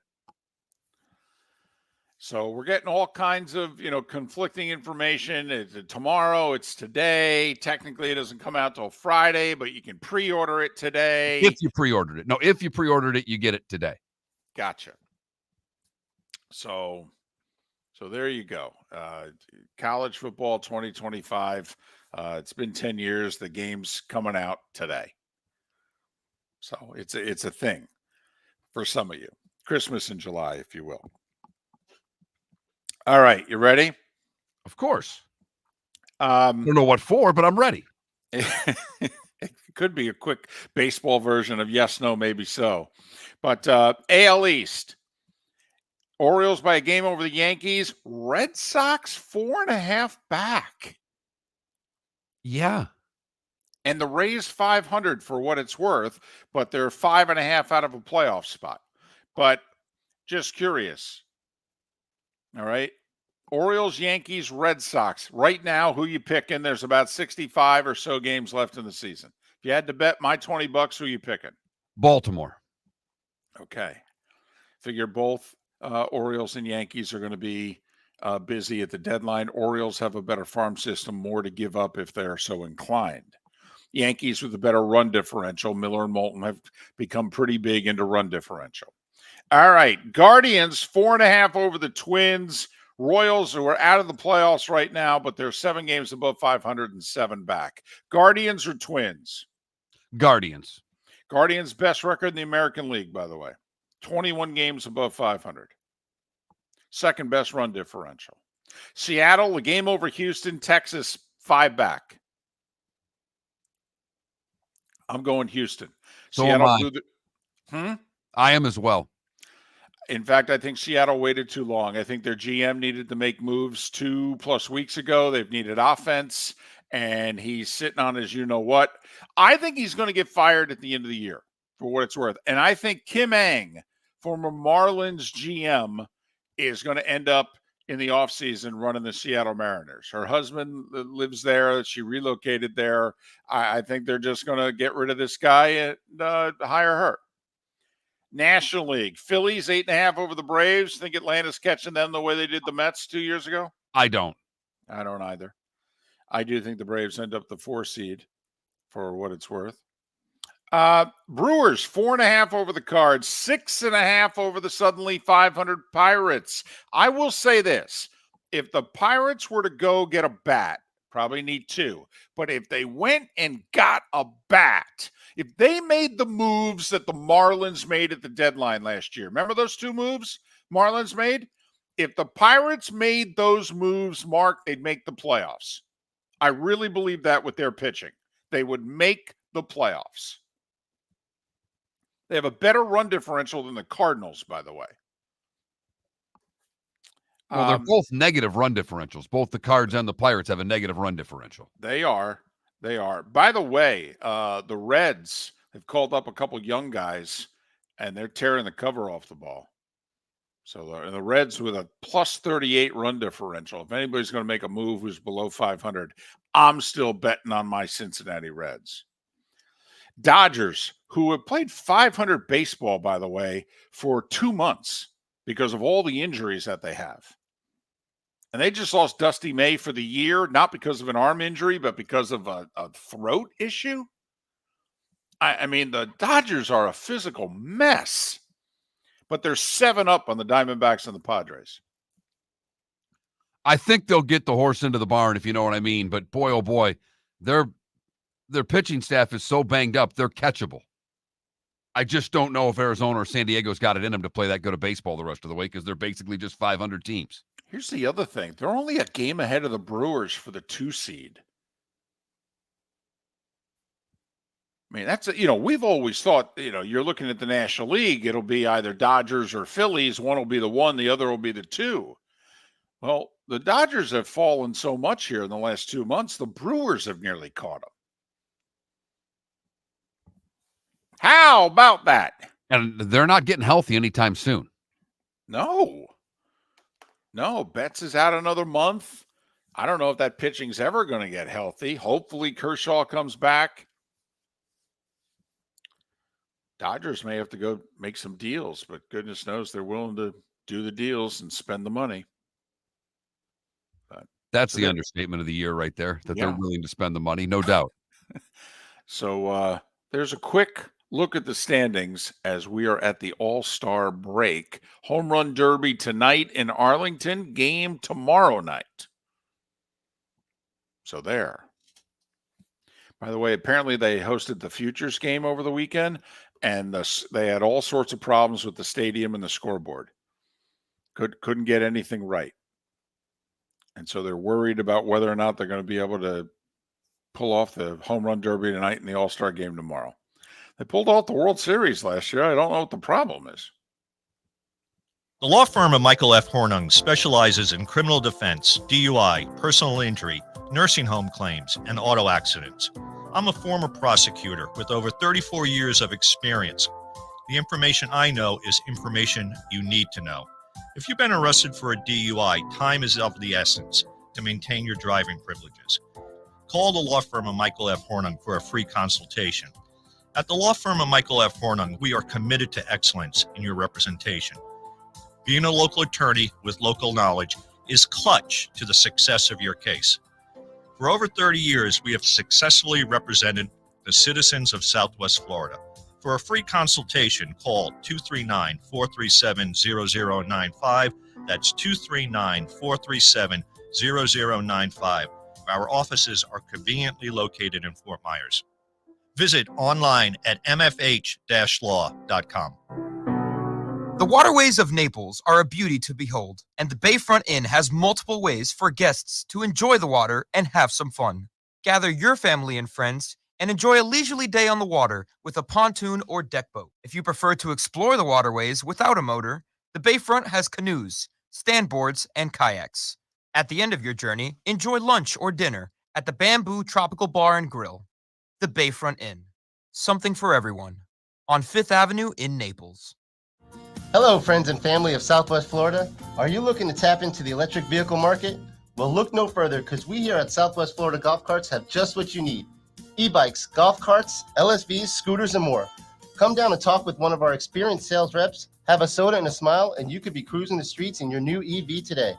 Stop by the store or visit our website at flgolfcarts.com and enter for a chance to win $100 off your next purchase by answering John's monthly sports question. You are listening to Miller and Moulton on the Florida Sports Network.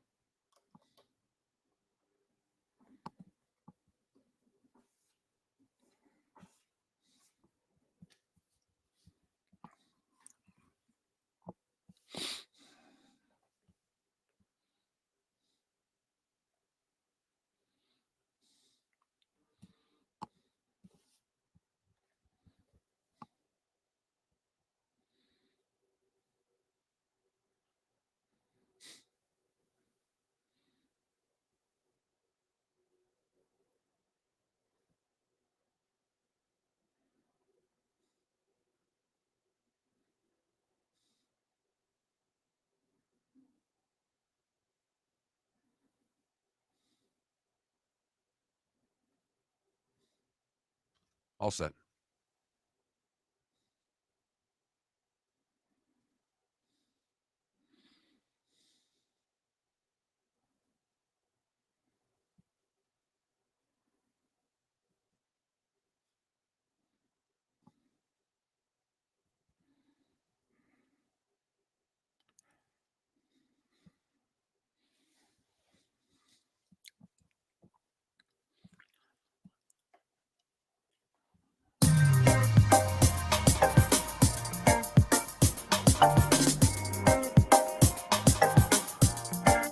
Welcome back to Miller and Moulton, only on the Florida Sports Network.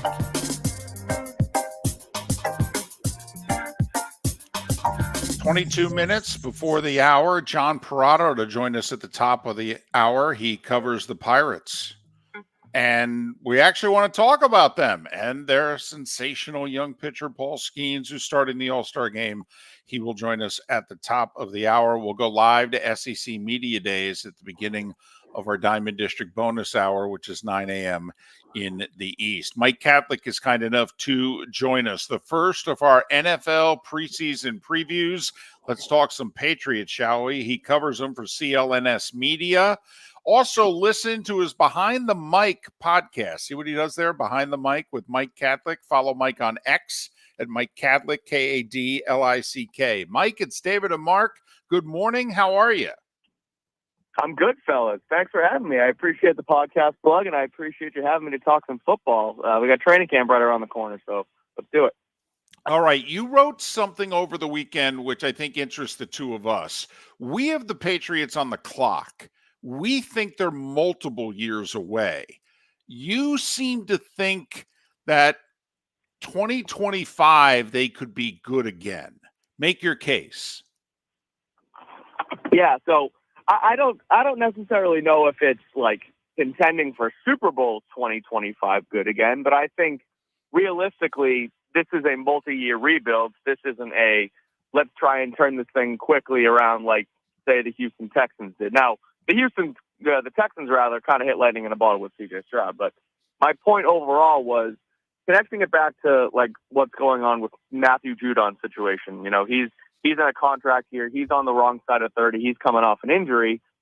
The Patriots front office should not consider this team a team that's going to win now. So if you don't see a guy like Matthew Judon, you know, in your sights for 2025 and beyond, then, you know, try and trade him to get something else because, you know, you shouldn't pour all your offense into 2024. Now, as far as making my case for a team that can be better in 2025 and beyond, right? Obviously, you have Drake May, the quarterback, number 3 overall pick, who, from seeing him in the offseason program and seeing, you know, how quickly he's picked up this offense and just the raw arm talent and, you know, even the quick decision-making, like he has a knack for playing the game. And obviously, quarterback's the most important position. So it's early.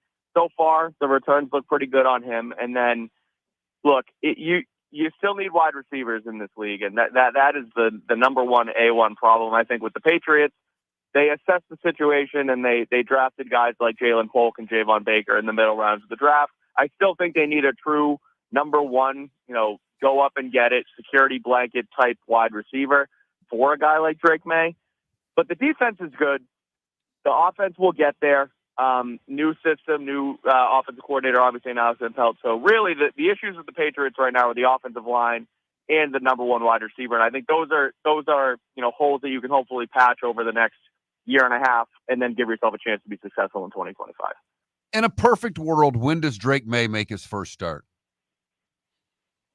A perfect world to me is mid-season, even towards the latter part of the season, because again, it goes back to my 2025 and beyond theory. 2024 doesn't matter for this team. And I'm not going to sit here and advocate for them to go out there and tank and, you know, they shouldn't try and win games, but I'm not expecting really anything out of this team this year. They might even have less wins than they did a year ago, but it's going to feel like they have 3 or 4 more because I don't know how you guys assess the situation down in Florida, but up here in New England, it was every single week the Patriots would lose a game and it was, well, what's going to happen with Mac Jones? How do you get rid of him? And are we going to fire Bill Belichick? And is this going to be a midseason thing? Like, there was no hope for the Patriots where now there's actually, there's some hope. There's some tangible things you can look at with, a new head coach in Gerard Mayo, a new quarterback in Drake May. So as far as when he should start, getting back to the point, 2024 doesn't really matter to me. You have to rebuild it and kind of look forward to 2025. So if you don't think he's ready, if the offensive line isn't, relatively perfect around Jacoby Brissett to start the season, and if Drake May and the wide receivers aren't on the same page, then you can kind of hold this thing out a little bit and wait till he's, truly ready to play. So you don't throw him into the fire like you did with Mac Jones, and things kind of spiral really quickly. So they have some I guess leeway with him to not have to throw him in right away. But you do want to see what you have in the kid. He has the talent. I think you're gonna see it in practice, and the players are gonna see it in practice. They're gonna be clamoring for this kid to end up getting in the game. So mid-season to towards the latter half of the season, I think is the prime spot for me. Mike Kadlick covering the Patriots, CLNS Media. Also, he hosts a podcast, Behind the Mic, with Mike Kadlick. Follow him on X at Mike Kadlick, Kadlick. Sidebar here. How weird is it, no Belichick? First time in 24 years. I mean, and also, how different is it? Does it feel like, that Belichick, noted taskmaster, we have no idea really what Jamar Mayo is going to be like, but everybody's got to be more of a player's coach than Belichick, right? I mean, what's it like first time this century, no Belichick? Yeah, it's different, guys. I won't sugarcoat it as far as, just covering the team and being on the beat and having to go down to Foxborough and cover the team. And now we haven't been in full. Obviously, training camp starts next week. So we got bits and pieces of the off-season program. We got some rookie mini camp. But, that's the thing, actually, now that I say that, during the Bill Belichick years, reporters and media were never even allowed a rookie mini camp. He shut it down. You couldn't get in. It was just the team. And now Mayo kind of opened it up and said, no, come check out the rookies and come report on this. So there's definitely seemingly a better relationship between, coach and media. As far as just the vibes around the team, it does seem a lot better, a little bit looser. The players have told us that. It just again, there's a looser, more newer, I guess, attitude, new age attitude. Mayo is really trying to tout himself as a player's coach. Now, that's all well and good in, July 15th now in the middle of the summer, but once training camp comes around, once the season comes around, if you're not winning games and if you're not performing and, there's no clear direction for the team, then who cares if the coach will give you the pat on the back instead of chew you out in the middle of practice, right? So, again, it's rainbows and it's butterflies right now, and it's definitely different, but, if the results aren't there, it's not really going to matter. The other thing I'll say, too, just a little tidbit, and as far as covering the team around Belichick versus around Gerard Mayo, the craziest thing in my view was when you show up to Foxborough and you go through the media entrance, whatever. It was like Fort Knox trying to get through there when Bill Belichick was there. You had escorts, you had PR people bringing you this way, bringing you that way. With Gerard Mayo, you walk in the building, you walk to the practice field, you could walk by a player, you could walk by a coach. It doesn't matter. It's completely different. It's fresher. It's frankly a little bit easier to cover the team, but again, as far as inside the building, it's not going to really matter unless you win a game. Was it necessary? I mean, obviously this is going to be one of the greatest coaches, if not the greatest coach to ever coach football. But had it become tired in New England? I do. I think it was necessary. It was time. Now looking at it, 6 months later, we see this new age Bill Belichick, and he's dating 24-year-olds, and he's making people laugh at roasts, and he's at the Tom Brady thing. And I think two things can be true at once, guys. I think it was time for Bill to go, and he's the greatest head coach in NFL history, and he deserves his flowers at every turn. So I do think it was getting stale. I think, with where this team was at, they go 4-13. They land the number 3 overall pick. You just saw what Belichick and company did with Mac Jones and how that kind of unraveled. And they didn't surround, don't know if I'd say I still am, but, was a believer in Mac Jones. I thought he, with the right pieces around him, could succeed in the NFL. And you saw it, in his rookie season. They go to the playoffs and, with Josh McDaniels and his hip pocket and things like that. And then it just kind of unraveled. So I think the timing was right where, Belichick 72, you have a young core of a roster. You have the opportunity to rebuild with the number 3 overall pick and bring in a new quarterback in Drake May, where it just kind of all lined up for this to be the time.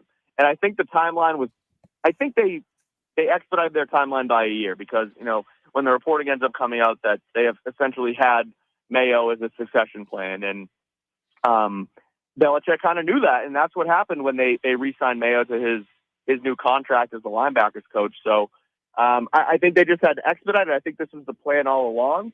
But maybe, again, looking back at that 2025 thing that I wrote about, I think this was a 2025 plan, not a 2024, and they just had to act a year too early. But again, going back to your question, 2 things can be true at once. I think it was time for Bill to go, but there shouldn't be any ill will towards him or anything like that because he was the greatest for a long time, and that shouldn't be forgotten.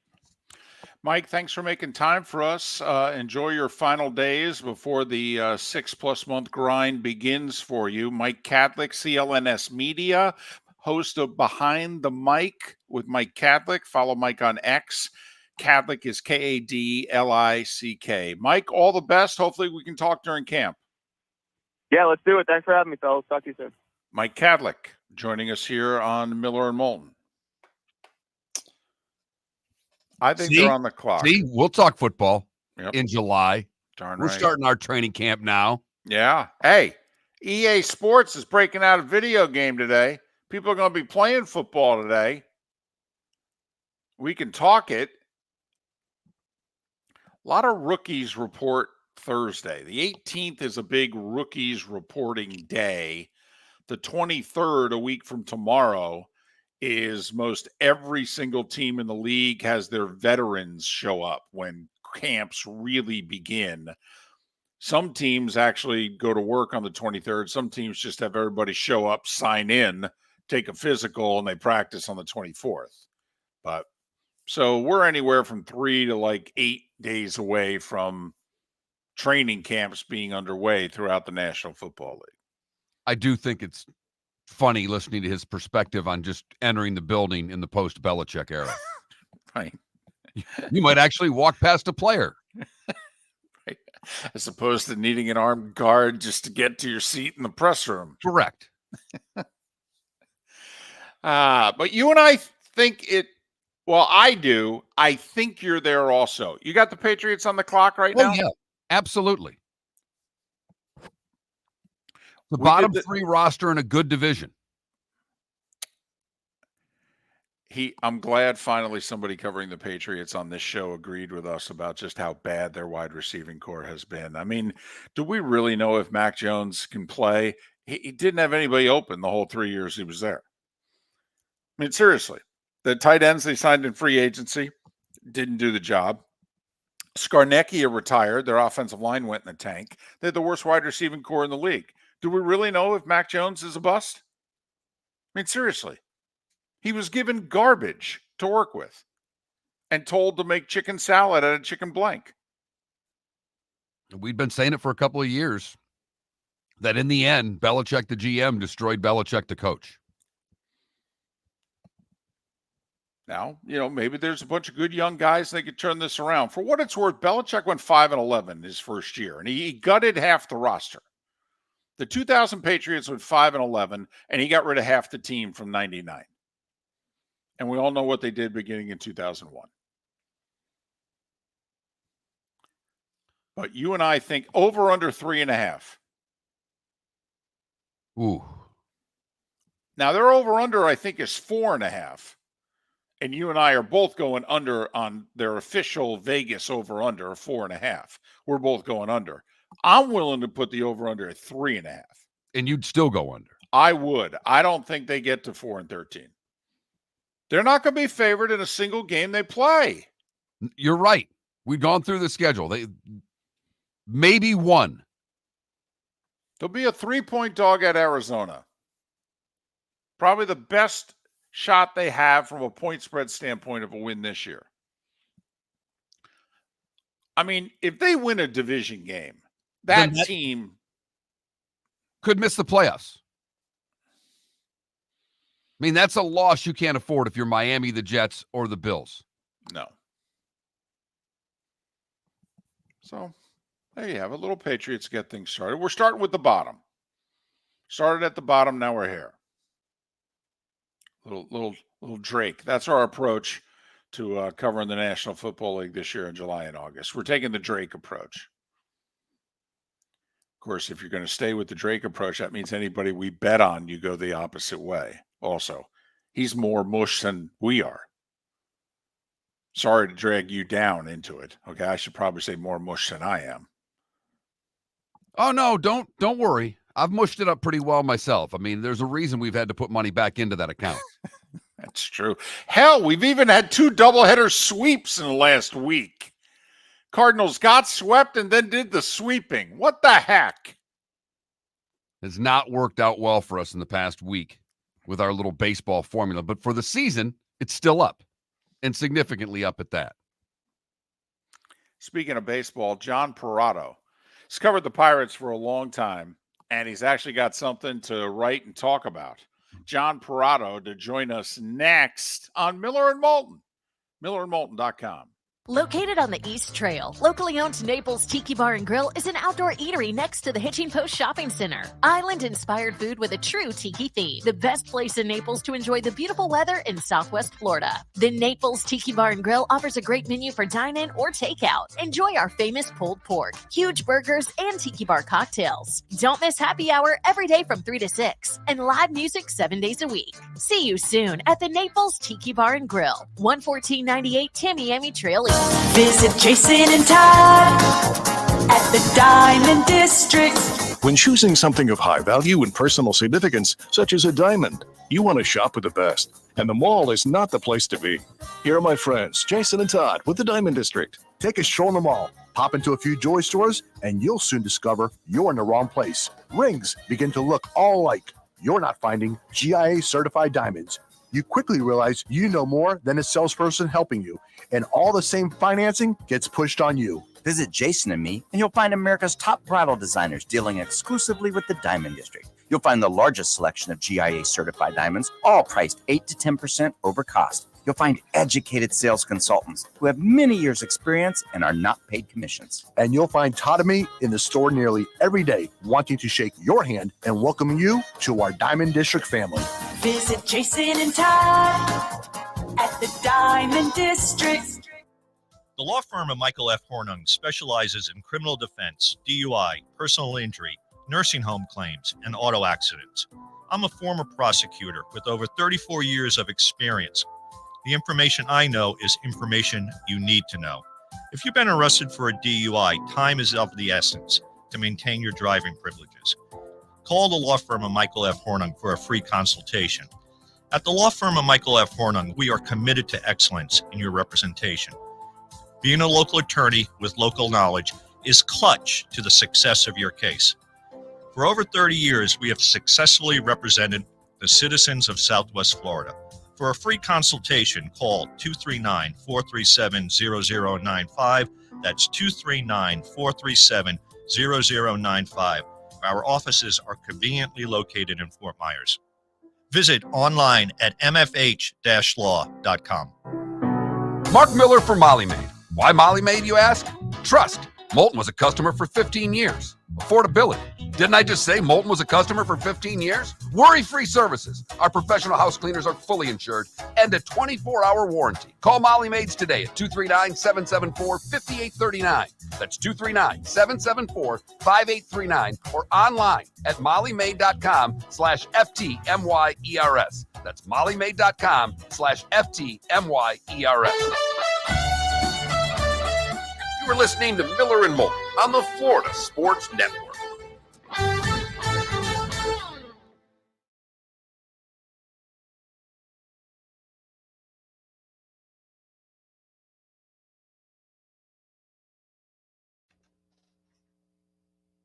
Admit, you take everything very literally sometimes. Of course. I mean, Aaron Rodgers, like, who would have foreseen he'd get hurt on the 4th play of the season? Yeah, of course. But right now, the Patriots are not going to be favored in a game they play. That's just based on their roster. That's a big disadvantage.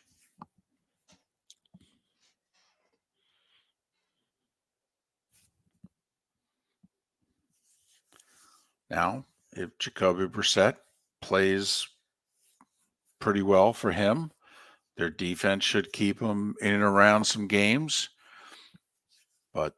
And they've got a running back, but their offensive line is below average. Their wide receivers are bad. You're plus 30, plus 130 going at Patriots under 4.5.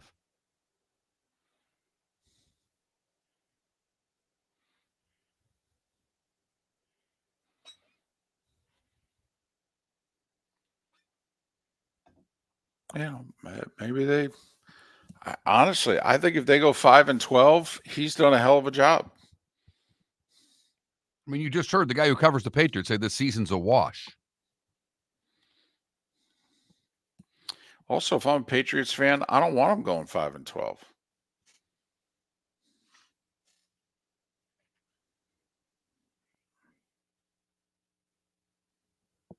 I want the number one pick in the draft. And the number one pick in the second round and third round.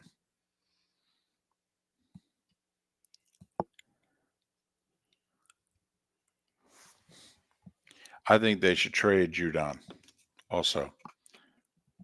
He's 30 or 31.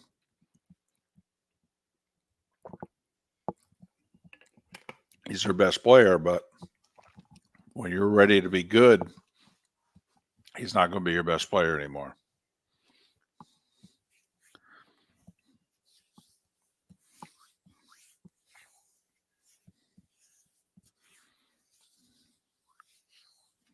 Another guest here, don't we?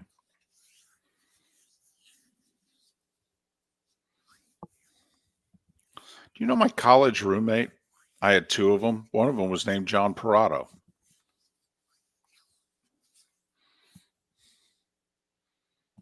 I have no idea what happened to John Perrotto either. Lost touch with him early, shortly after college.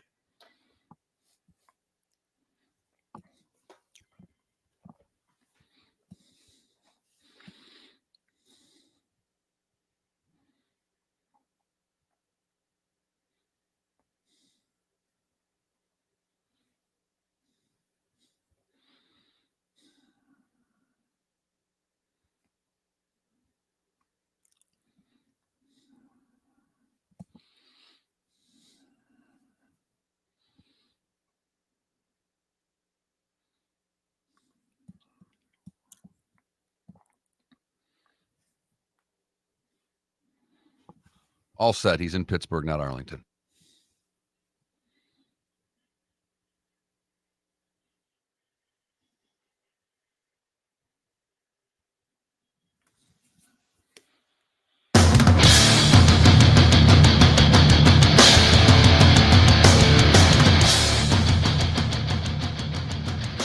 You are listening to Miller and Moulton, exclusively on the Florida Sports Network. And now here's Mark Miller and David Moulton. Halfway home on this Monday. Thanks so much for being with us. Miller and Moulton, millerandmoulton.com, Miller_Moulton on X. Chris Gordy will join us live from SEC Media Days coming up 1 hour from now. It's the All-Star break. Home Run Derby tonight in Arlington. Game is tomorrow night. Hottest team technically in baseball with a 4-game winning streak is the Pittsburgh Pirates. John Perrotto covers them, has for a long time. Follow John on X at the letter J. Perrotto, 2 R's, 2 O's, 2 T's. He covers the Pirates for Pittsburgh Baseball Now. John, it's David and Mark. Good morning. How are you? Good morning. I'm doing fine. How about you guys?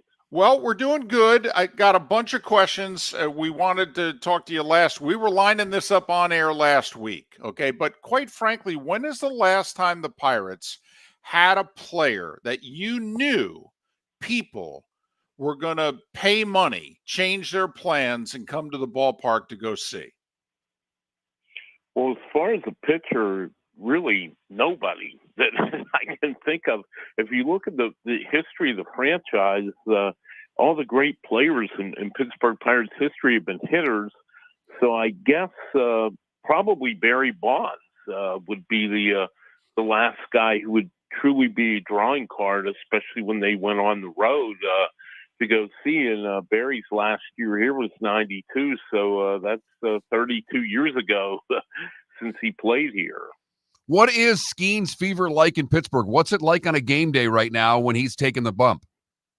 Well, it's exciting. I mean, people really are looking forward to it, and they've drawn, the 8,000 people more per game in Skeen's starts than they have in all their other games this year. And the thing with him is he's so good, and he's so young and so new that it's quite a phenomenon. And like he showed the other day in Milwaukee, he's capable of dominating at any time. He threw 7 no-hit innings, struck out 11 on I guess it was Thursday afternoon in Milwaukee. So, I mean, he's very capable of dialing up an outstanding performance anytime he takes the mound. And of course, he's starting the All-Star game tomorrow night in Arlington.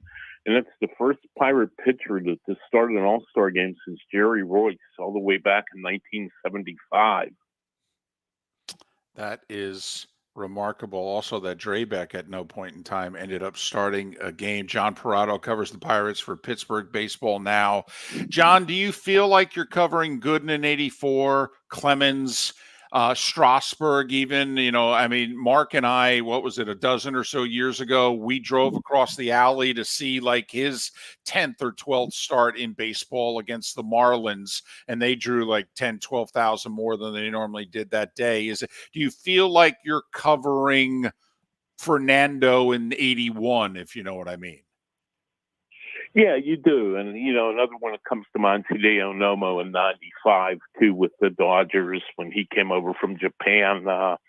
Yeah, it is. It's like an event, and you're just curious to see what he does next. And, he really hasn't had even one clunker of a start. I mean, there's been a few starts where he's given up a few runs, but there hasn't been that one start yet where he really got hit hard or just didn't have his command and walked people, or, and that's the thing too that stands out. Not only is he racking up all kinds of strikeouts, but he isn't walking people, which is very rare for a young power pitcher. And that's also kind of stood out among this Skeens mania. And it's fun because, Pirates fans haven't had a whole lot to celebrate, a whole lot to look forward to here for the last 30 or so years, except they had the little 3-year run in 2013, 14, and 15, where they made the wild card game. But they've had losing seasons in 27 of the last 31 years. So he's really brought a fan base that's been beaten down by a lot of losing, a lot of hope here in the last 2 months. Will ownership take care of that hope and be buyers at the deadline? Because they're a game and a half out of the wild card right now. They've been playing good baseball. They've gotten to 500. Are they going to add some bats to this team, do you think? Well, that's the hope. But I reported last week that the front office was told that they don't have much money to play with. And basically, if they make a move, they're going to have to dump some salary somewhere. And Aroldis Chapman seems to be the guy they're looking to move. He's making $10.5 million this year. The veteran left-handed reliever.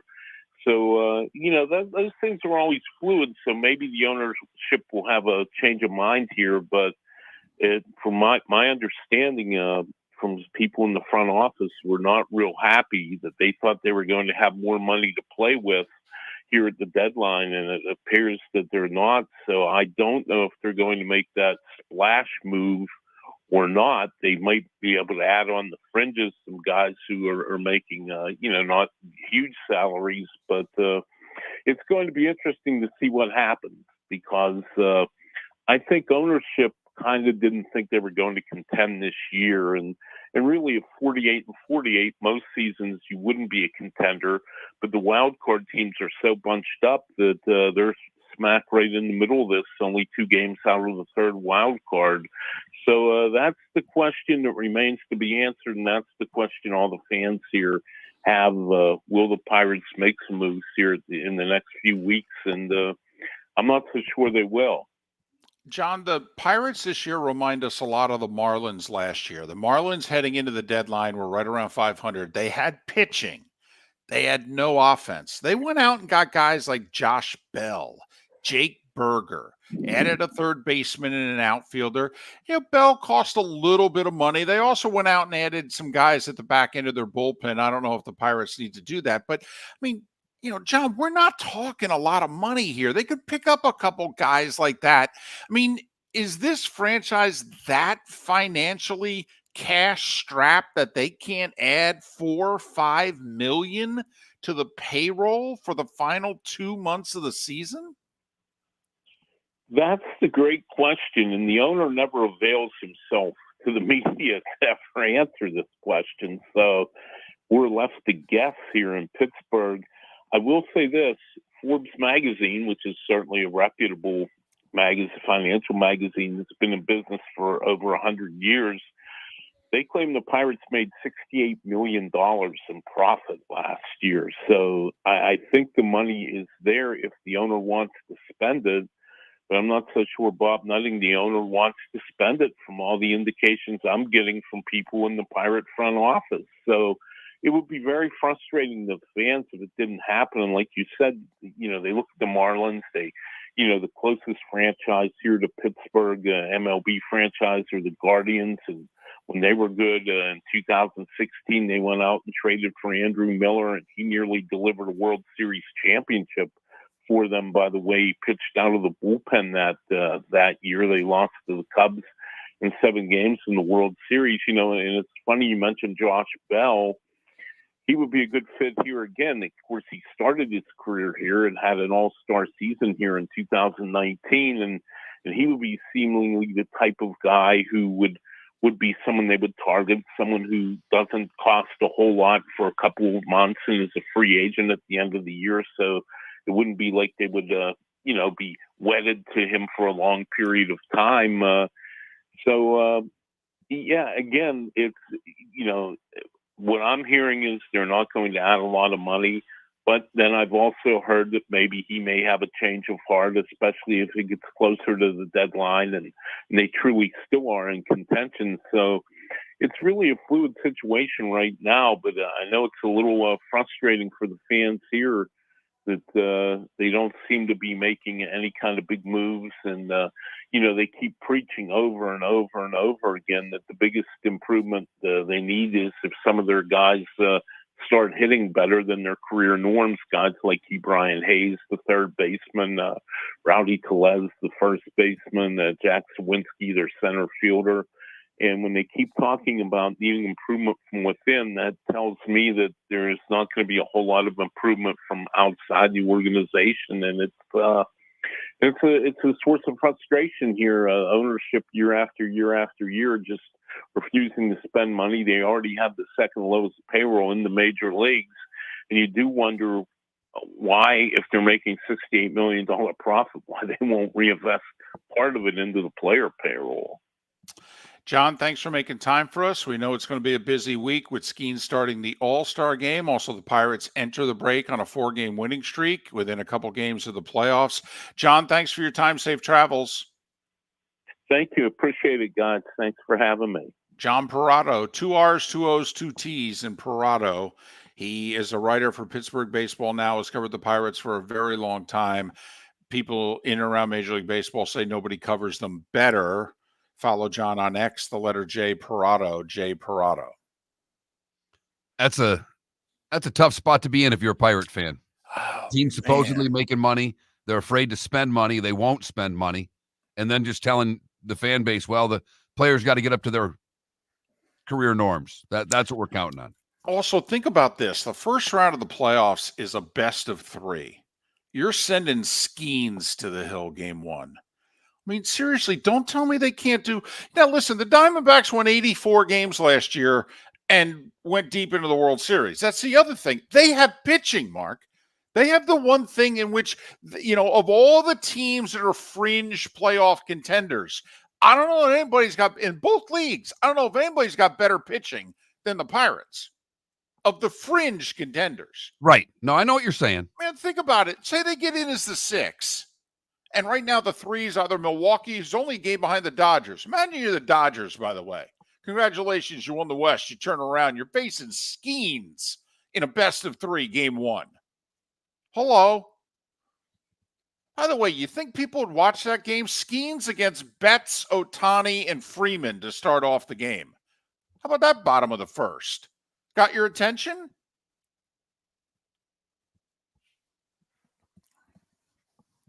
Fired up to see Skeens against Ohtani in the All-Star game. Yeah. Well, I mean, you won't see him in the All-Star game. I mean, Ohtani's now in the NL. Oh, that's right. I just want him to get a second inning, by the way. Don't give me 1 inning, 12 pitches. Come on now. Guy can throw 25 pitches. Come on. You're getting an inning. Come on. You think you're getting more than an inning? You're crazy. Why not? It's 2024. That's just the way things are. Yeah. I would have been contingent on giving him the start. I would have said to the Pirates, here's the deal. We will help you. We will help sell you tickets. 2 innings. Deal or no deal. Miller and Moulton.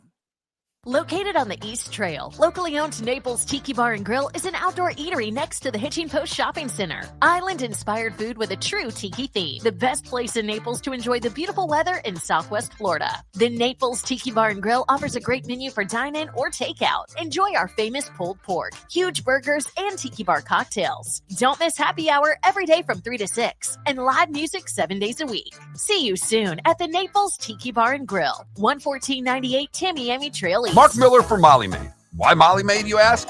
Trust. Moulton was a customer for 15 years. Affordability. Didn't I just say Moulton was a customer for 15 years? Worry-free services. Our professional house cleaners are fully insured and a 24-hour warranty. Call Molly Maids today at 239-774-5839. That's 239-774-5839 or online at mollymaid.com/FTMYERS. That's mollymaid.com/FTMYERS. Visit Jason and Todd at the Diamond District. When choosing something of high value and personal significance, such as a diamond, you want to shop with the best, and the mall is not the place to be. Here are my friends, Jason and Todd with the Diamond District. Take a stroll in the mall, pop into a few jewelry stores, and you'll soon discover you're in the wrong place. Rings begin to look all alike. You're not finding GIA-certified diamonds. You quickly realize you know more than a salesperson helping you, and all the same financing gets pushed on you. Visit Jason and me, and you'll find America's top bridal designers dealing exclusively with the Diamond District. You'll find the largest selection of GIA-certified diamonds, all priced 8 to 10% over cost. You'll find educated sales consultants who have many years' experience and are not paid commissions. And you'll find Todd and me in the store nearly every day, wanting to shake your hand and welcome you to our Diamond District family. Visit Jason and Todd at the Diamond District. You were listening to Miller and Moulton on the Florida Sports Network.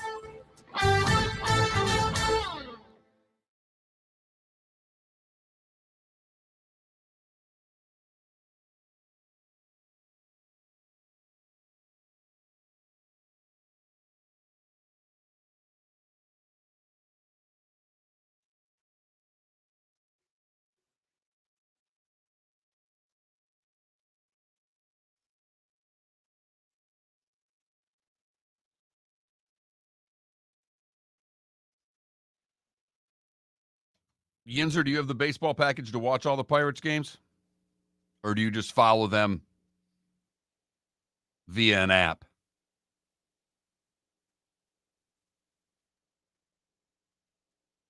Okay.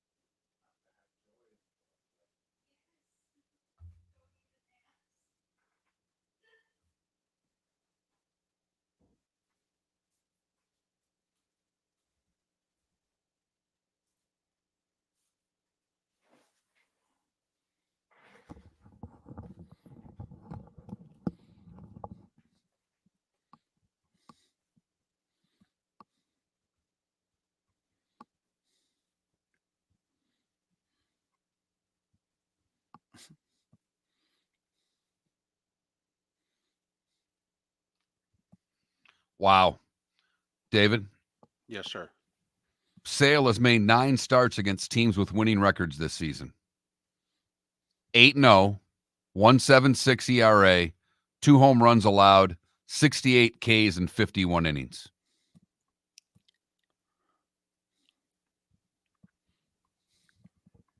He's never won the Cy Young.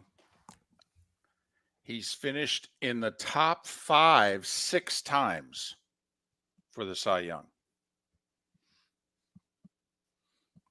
He was on pace to go to the Hall of Fame before the injuries. He had 1,500 strikeouts midway through his career, 7 consecutive All-Star game appearances. He was going to the Hall of Fame.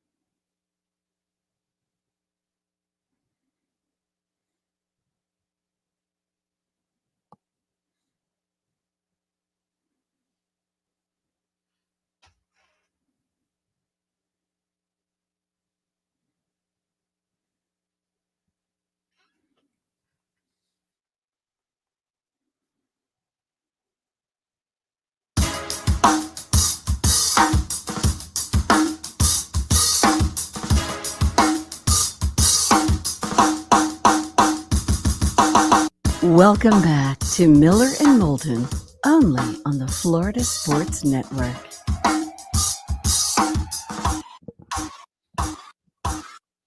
21 minutes past the hour. We'll check in on SEC Media Days at the top of the hour, the Diamond District bonus hour. We'll head to Big D, Dallas, the site, SEC Media Days.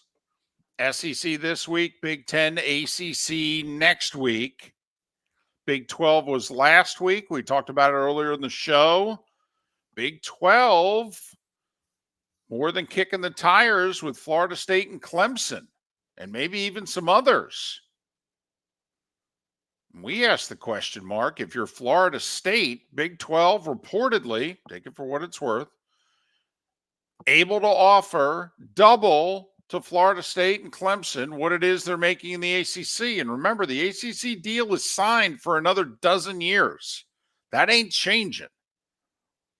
If you're Florida State, would you leave for the Big 12 for double the money, still a full level, at least below SEC Big Ten money, but a full level above where you are now?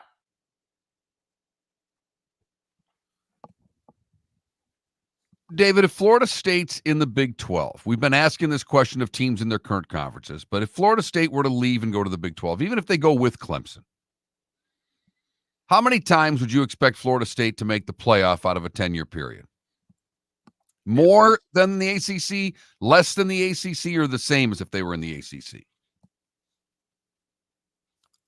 More. I really would. Because I think potentially, like, they're not there yet, obviously, and they've underachieved for 20 years. But Miami can be every bit as good as Florida State. They haven't been, but they obviously can be. Clemson can be every bit as good as Florida State. Right. The odds are Clemson's going with them, though. I mean, I understand. do think they're a package deal, I understand. particularly to the Big 12, not the Big 10. But if Florida State, but remember, okay, fine. That's a fair point about Clemson. Who in the Big 12? Who in the Big 12 can be the equal to Florida State on their best day? Whose A game can equal Florida State's A game? In the current Big 12, I don't think there's anyone. I don't either. I don't. For whatever potential you think UCF, Cincinnati made a playoff, I get it. And I like Utah's program a lot. Yeah. I think that's a really good program. It is. It's a consistent top 15 program. Absolutely. But Utah on their best day, the Knowles on their best day. Yeah, Florida State by better? 10. Yeah, Right. Florida State by 10. Right. Right. So that's why whatever your expectations are in the ACC, I think they have to be greater in the Big 12. By the way, is that you also thinking, well, then hell, that we should go? Not only is it more money, I think we'll win more. Well, look at the Big 10 money's there. We get it. But obviously, their chances of making the playoffs in the Big 10 versus even with the Big 10 getting in 4 schools, it's not a guarantee Florida State's in every year. No. No.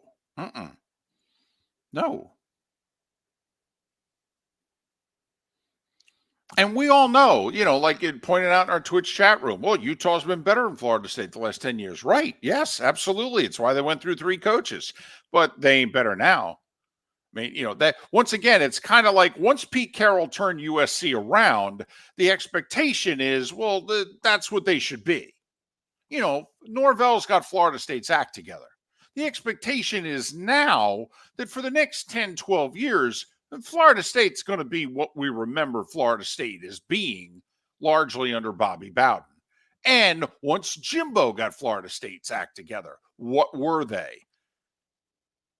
And that was a decent run, by the way. Went to 2 playoffs, 10-win seasons in and around it. So, that's what we're talking about. We understand. Okay, we get it over a 10, 15-year period when certain programs don't have their act together. We think Miami still has it to get their act together. Questions remain, like, is Nebraska's heyday over? Or can Nebraska be, and I'm not saying Big 8 Nebraska again, but can Nebraska be a top 15 program consistently? Can they be Utah? Is that a fair question, Mark? Can Nebraska be Utah? That's about as high as the bar as I would be willing to allow you to put out there for Nebraska. I still think the answer may be no. It's like Tennessee. Can Tennessee get back to where they were under Fulmer? They only won 1 natty. They were oftentimes the 2nd or 3rd best team in the SEC. But can Tennessee get back to being, when we're talking the season, you mentioned Tennessee. Hey, don't forget about the Vols. And I think Tennessee's got a lot better shot at getting there than I think Nebraska does. A lot better. But it's out there, Big 12. And listen, their commissioner's not poo-pooing it at all. He's saying, oh, yeah, we're aggressive. We're open to more expansion. Open to more expansion. You got 18 teams in your conference right now, don't you? Don't they? Is it 16 or 18? But, I mean, man, oh, man. Okay, sounds good to me. If you're Miami, by the way, Mark, don't 16, you? My bad. Don't you have to attach yourself to Florida State? 100%. And they have not been attached to Florida State. No. Clemson's been attached to Florida State. I mean, you can't get left out of this, can you? Are you going to try to stay back, let Florida State, Clemson leave, and then take over the ACC? They certainly could. They'd be in position to with whatever's left. Yeah, but what decision would you make? You're I running want to go Miami. where I can make the most money, David. Just like our poll question today. I'm not the guy that would leave money on the table for the team to get better. Pay me. I want the money.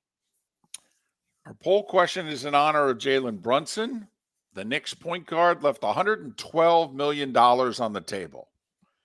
Now, there's a asterisk attached to that.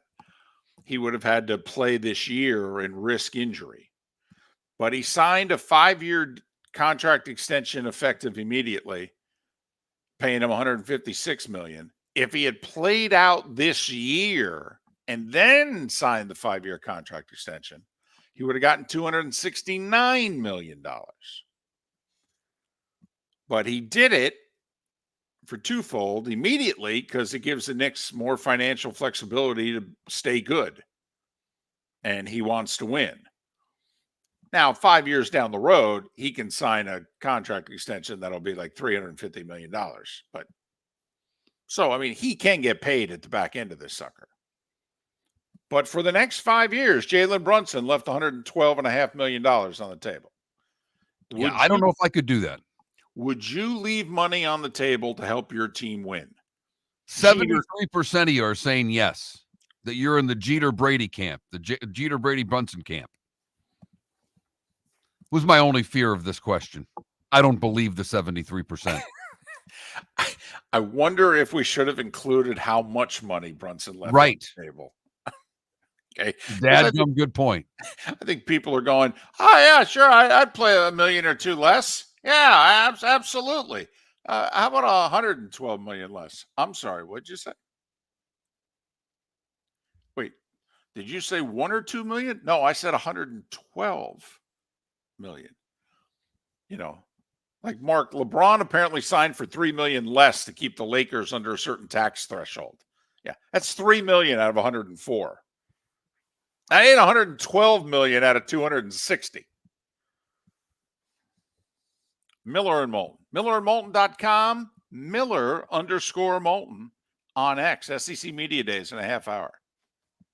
Jason and Todd at the Diamond District. If you're in love and thinking about a diamond, you'll want to hear from my friends Jason and Todd at the Diamond District. When purchasing a diamond, you deserve a relaxed, stress-free, and educational experience. You want to have a good time and feel comfortable. You want selection, quality, and value. At the Diamond District, you'll get it all. With our team of non-commissioned diamond advisors, no one's in a rush. We care only about you and making sure your needs and wishes are fulfilled. You'll be wowed by our selection of GIA-certified diamonds, stunning diamond bracelets, earrings, pre-owned Rolex watches, exotic ruby, sapphire, emerald, and tanzanite jewelry. There's something for everyone at the Diamond District, and all at the lowest prices anywhere. Jason and I love what we do and are in the store nearly every day. We look forward to shaking your hand and welcoming you to our Diamond District family. Visit Jason and Todd at the Diamond District. The law firm of Michael F. Hornung specializes in criminal defense, DUI, personal injury, nursing home claims, and auto accidents. I'm a former prosecutor with over 34 years of experience. The information I know is information you need to know. If you've been arrested for a DUI, time is of the essence to maintain your driving privileges.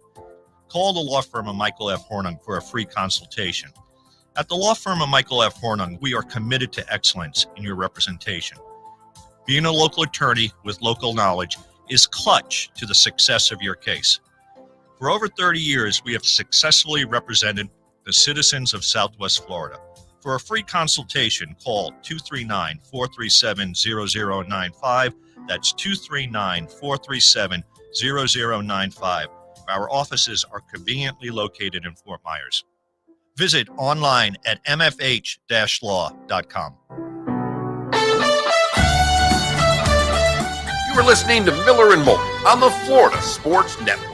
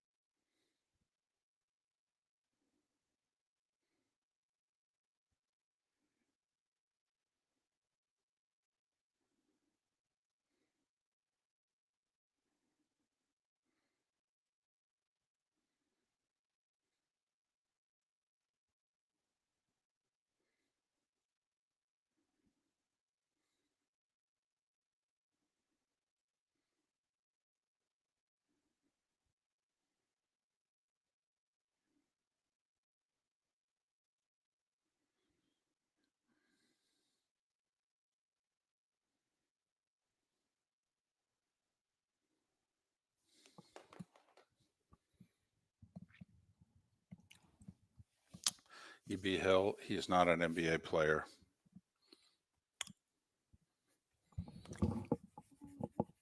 Don't know if he ever will be. Now, he'll play in the league, and we all know why, but it's funny. I thought she looked very thin. Facially, she looked great. I thought she was, Kate looked very thin. Hope she's okay.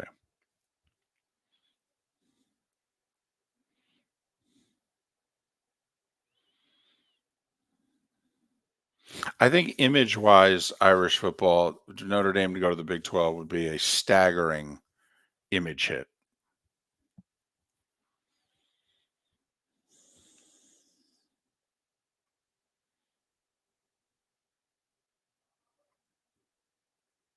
Well, Adam, obviously she's battling it. I'm just saying the comment was made how good she looked, and I just said I think she looks really thin.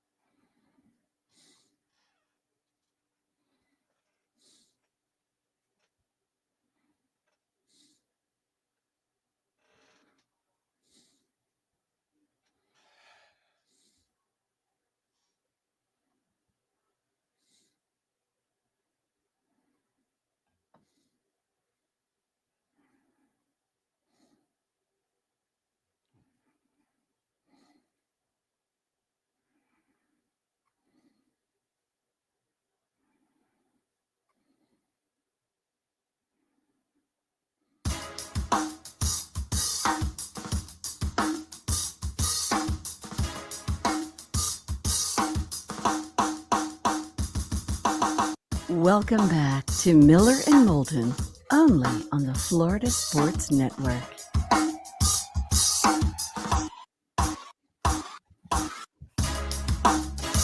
"22 minutes till the top of the hour.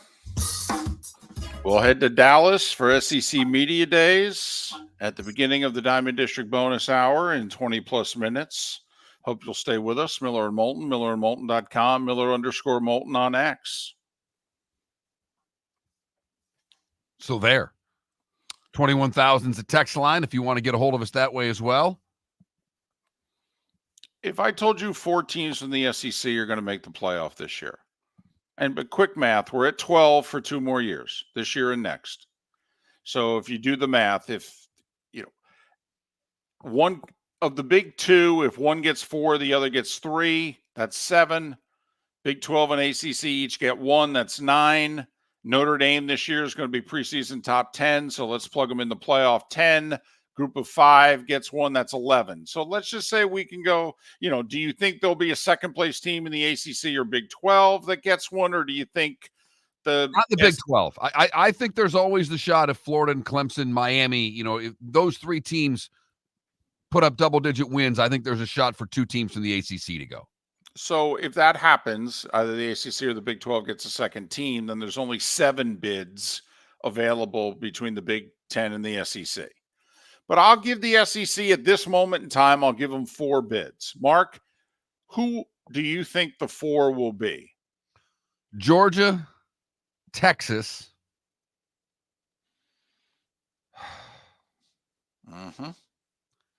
Ole Miss. Ooh, look at you. And LSU. So no Bama, no Tennessee, no A&M. I don't trust A&M. I understand. Remember, it's not Jimbo's A&M anymore. I understand why people went off the A&M bandwagon with Jimbo. Won a couple big games, but couldn't win enough of them.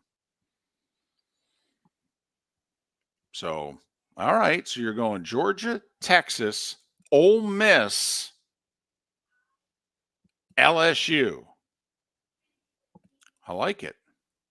I will say Nussmeier, the quarterback for LSU, he can sling it.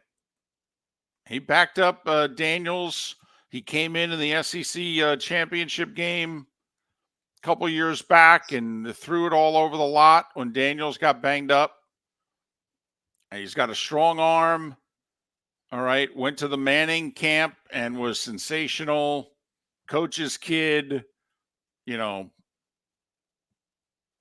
there are people that think, and LSU's always got receivers. There are people thinking he could have a big year. And if I'm not mistaken, LSU's got a pretty damn good offensive line for him, too, this year. So, by the way, if I were to say 4 from the Big Ten, which I know, we just said one would get 4, one would get 3, but, 4 from the Big Ten. Most everybody's going to go Ohio State, Oregon, the way you went Georgia, Texas. Correct. So, who would your other 2 be? Yeah. Penn State. It better be. It better be. And I'll give you a sneaky one. Iowa. I knew it. You gave it away with the sneaky. Look at you. That's because they could be favored in 11 games. Right. They could be 11-1 this year. At Ohio State's the only game on paper that we know they'll be an underdog in. I can make the case they'll be favored in every other. They get, even their non-conference big game, if you will, Iowa State. Where is it? It's at home. Right. They always beat them in they get Washington, Wisconsin, Nebraska, Northwestern at home. Maybe at Maryland, because Maryland's going to be better this year. Really? Without Tua's brother, you think they'll be better? Okay. They were salty formidable last year. They're formidable. And they're at Minnesota, which is a rivalry game. And, we got Floyd involved now. Okay. We got the pig involved. Don't tell me that's not a rivalry game. We're playing for something. Right. But they're clearly better than the Gophers. I agree. They go to Sparty. They go to UCLA. These are not tough road games. They don't play Oregon. They don't play USC. They don't play Michigan. That's the other thing, unbalanced scheduling. I think you have to pay attention to the scheduling more than ever before with these conferences getting rid of their divisions. So there you have it. I got college football on the brain because the EA video game is released to the masses by the end of the week. But for those that signed up early, they get their hands on it today.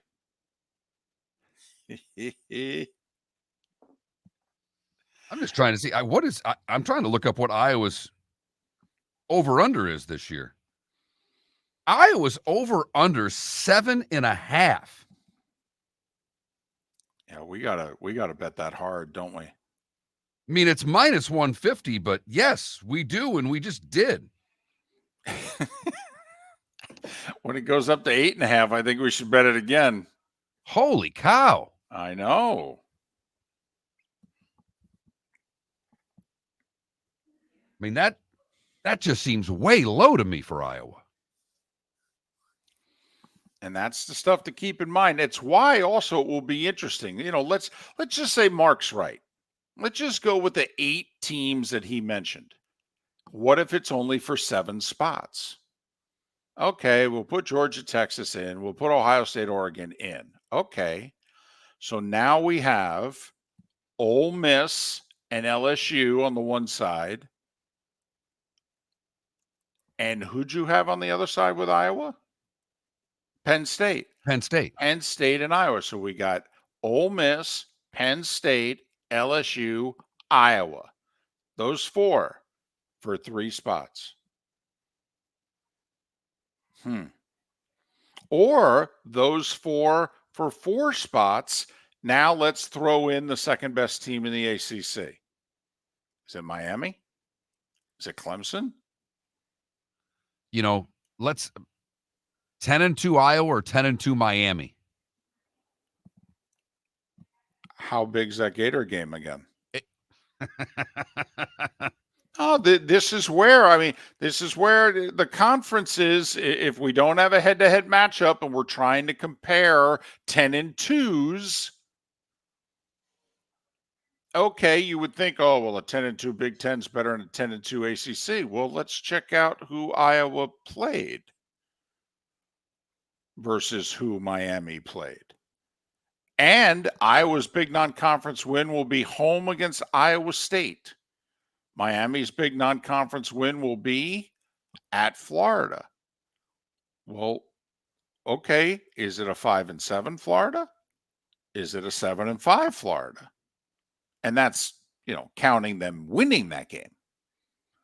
What if they're 10-2 and that's a loss?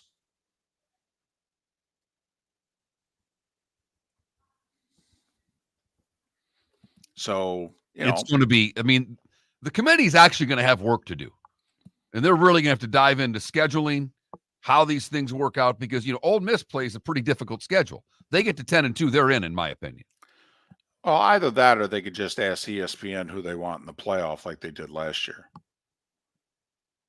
Oh!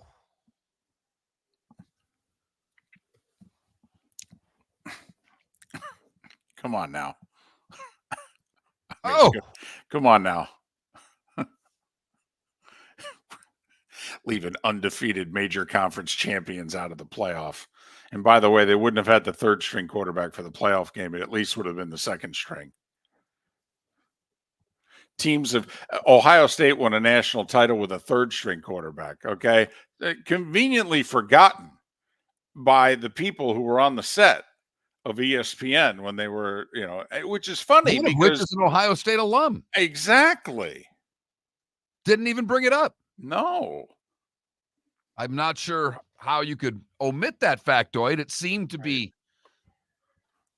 Well, then should we have left Ohio State out in 2014 because they were down to Cardell Jones? Now, granted, Ohio State did win their conference title game 59-0 that year, as opposed to Florida State struggling to, kick field goals in their conference title game. I get it. But anyway, you just said that the committee's got a lot of work to do. In theory, Mark, they do. Then again, they could just call Herb Street and the boys and say, who do you want in the game? Well, since they're televising all of it, that might be the way that it goes, David. There's no doubt that certainly is on the table when it comes to the college football selection committee. And you know how into conspiracy theories we are now as a society. Do you think ESPN would take a team that maybe is in an ESPN conference over a team that's in a Fox conference? You don't think that could play into it, do you? One day? Boy, that seems like that could happen. Like if the in last fact, they have contracts with 3 of the conferences that are involved in this and one that they don't. Right. Do you think maybe that could hurt the Big Ten at the end of the day? Remember, though, the Fox and ESPN have nothing to do with the playoff. That's a committee meeting in Dallas. Right. Do you believe that? It's tough to. Yes, particularly after last year. Yes, it is. Miller and Moulton. Missed any of the show? Go to millerandmoulton.com to download it. Vote on our poll question at that Mark Miller, the David Moulton, or Miller_Moulton on X. By the way, if you're right with the 4 SEC teams, just think that means Alabama's going to miss a playoff. When it expands. Correct. They didn't miss the playoff when it was 4. So it seemed. Wait, they're going to miss it when it's 12? What the? You know what I'm curious about? Jalen Milroe. He had moments last year he was lousy. He had moments last year he was mediocre. He had moments last year he was compelling. Great. He got benched. For South Florida. And they almost lost. They had other games where they won in spite of him. He was lousy most of the Auburn game, by the way, through that last pass. He wasn't good against Michigan. If he was good, they would have won. They would have put Michigan away. Michigan wouldn't have been able to tie it with a final drive. And I'm curious about Jalen Milroe this year. Just how good is he? And how good will they be? Right. I mean, that coach obviously did wonders with Penix. He made Penix better from when he came over from Indiana. Now, it helped that he stayed healthy. But, will Jalen Milroe take the next step? If so, Bama's going to be in the playoff. Yes, they are. But if not, could Mark be right? That'd be a hell of a way to get off as Alabama football coach replacing Saban, by the way. Missing the playoff? Oh, boy. Getting late early. That's doing one stuff way like to get that. on the hot seat. Yep. Golly. Nick would have missed it, by the way. Take the first year out of the equation, 07. From 08 through 23, 16 years. Nick would have made a 12-team playoff 15 of the 16 years. Going by what the BCS rankings were, okay, the 2010 team was 9-3 in the regular season. 16th in the BCS heading into the conference championship games, and 16th after the conference championship games. So he would have missed the 12-team playoff once in 16 years. That's it. And would have made it 13 consecutive seasons. Oh, I think they'd have figured out a way to get that ranking up a little higher that one year if there was actually a playoff that mattered. Maybe you're right. That's when it was only 2 teams. So maybe, people. But it was a computer involved. In theory, Mark, the committee was doing their work. Right. Gotcha. Right. By the way, which 4 SEC teams would you pick to go? I don't know about LSU. I'm toying with maybe Bama or Tennessee. I'm toying. I'll have to check schedules out here a little bit. In fact, it could come down to winner of Alabama. LSU's in. It very well could. And the game's in Baton Rouge this year, for what it's worth. Miller and Moulton. Speaking of the SEC, Chris Gordy is in Dallas at SEC Media Days. We'll talk to him next. Mark Miller for Molly Maid. Why Molly Maid, you ask? Trust. Moulton was a customer for 15 years. Affordability. Didn't I just say Moulton was a customer for 15 years? Worry-free services. Our professional house cleaners are fully insured and a 24-hour warranty. Call Molly Maids today at 239-774-5839. That's 239-774-5839 or online at mollymaid.com/FTMYERS. That's mollymaid.com/FTMYERS. Visit Jason and Todd at the Diamond District. 20 years ago, Jason and I had the idea for a jewelry store like no other, with a vast selection of certified diamonds priced 8 to 12% over cost. A team of individuals who are educated, driven, and believe in cultivating relationships. Today, we have become one of the largest independent jewelry stores in the country. Todd and I love what we do and are in the store nearly every day, along with our GIA gemologists, master jewelers, custom designers, and non-commissioned diamond consultants, all of which we consider family. As direct diamond importers, we travel the world, forging relationships and sourcing diamonds. What we love most about our business is that we can call Southwest Florida our home. If selection, value, and comfort are important to you, give the Diamond District an opportunity. You won't find a better diamond buying experience. Todd and I look forward to shaking your hand and welcoming you to our Diamond District family. At the Diamond District. The law firm of Michael F. Hornung specializes in criminal defense, DUI, personal injury, nursing home claims, and auto accidents. I'm a former prosecutor with over 34 years of experience. The information I know is information you need to know. If you've been arrested for a DUI, time is of the essence to maintain your driving privileges. Call the law firm of Michael F. Hornung for a free consultation. At the law firm of Michael F. Hornung, we are committed to excellence in your representation. Being a local attorney with local knowledge is clutch to the success of your case. For over 30 years, we have successfully represented the citizens of Southwest Florida. For a free consultation, call 239-437-0095. That's 239-437-0095. Our offices are conveniently located in Fort Myers. Visit online at mfh-law.com. Located on the East Trail, locally owned Naples Tiki Bar and Grill is an outdoor eatery next to the Hitching Post Shopping Center. Island-inspired food with a true tiki theme. The best place in Naples to enjoy the beautiful weather in Southwest Florida. The Naples Tiki Bar and Grill offers a great menu for dine-in or takeout. Enjoy our famous pulled pork, huge burgers, and tiki bar cocktails. Don't miss happy hour every day from 3 to 6 and live music 7 days a week. See you soon at the Naples Tiki Bar and Grill, 11498 Tamiami Trail East. You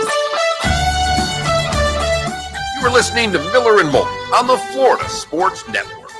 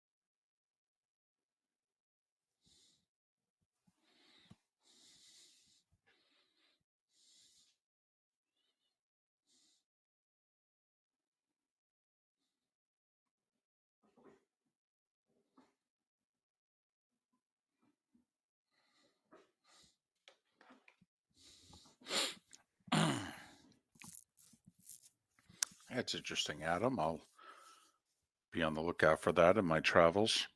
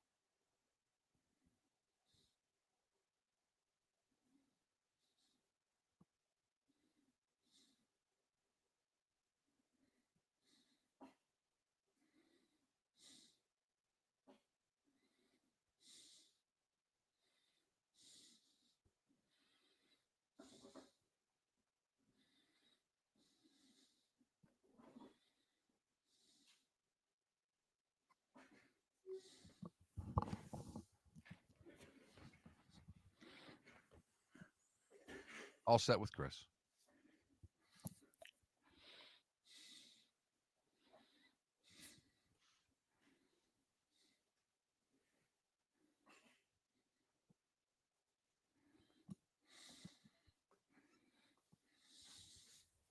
What, it comes out at what?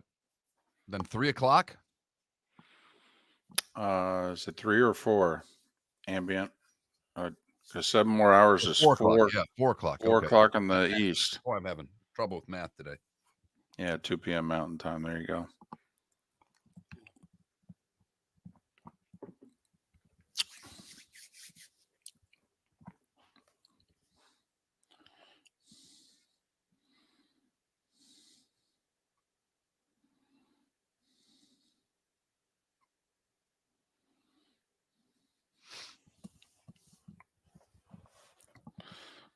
Yeah, I don't think Bama's going back to the Mike Shula days. Could be the Gene Stallings days, though. Won a natty, couple SEC title games.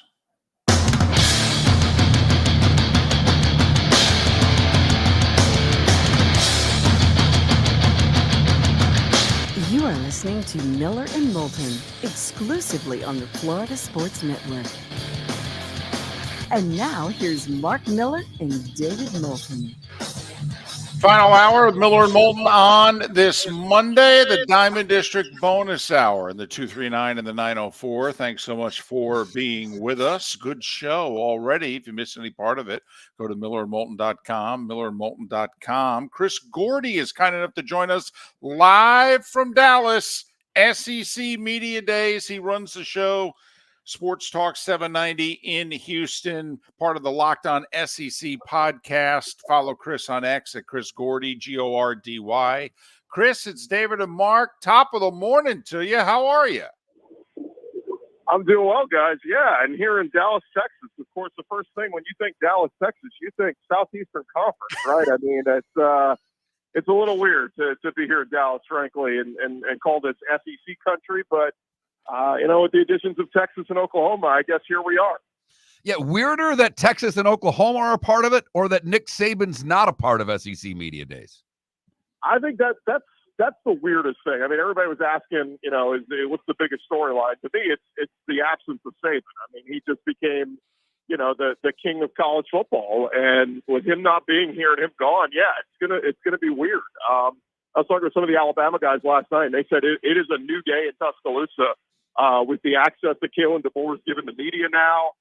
He's actually cheerful after practices. You don't have to clench your butt cheeks when you ask a question at the press conference. I mean, it's been night and day since Kalen DeBoer has taken over at Alabama. Now, can he win? I mean, that's the biggest question mark. But it is going to be very strange without Nick Saban here when you have the goofballs waiting outside the media hotel with the stupid ring hats on, Alabama championship ring helmets on and stuff. All that's going to be gone this year. So it's a new day in the SEC.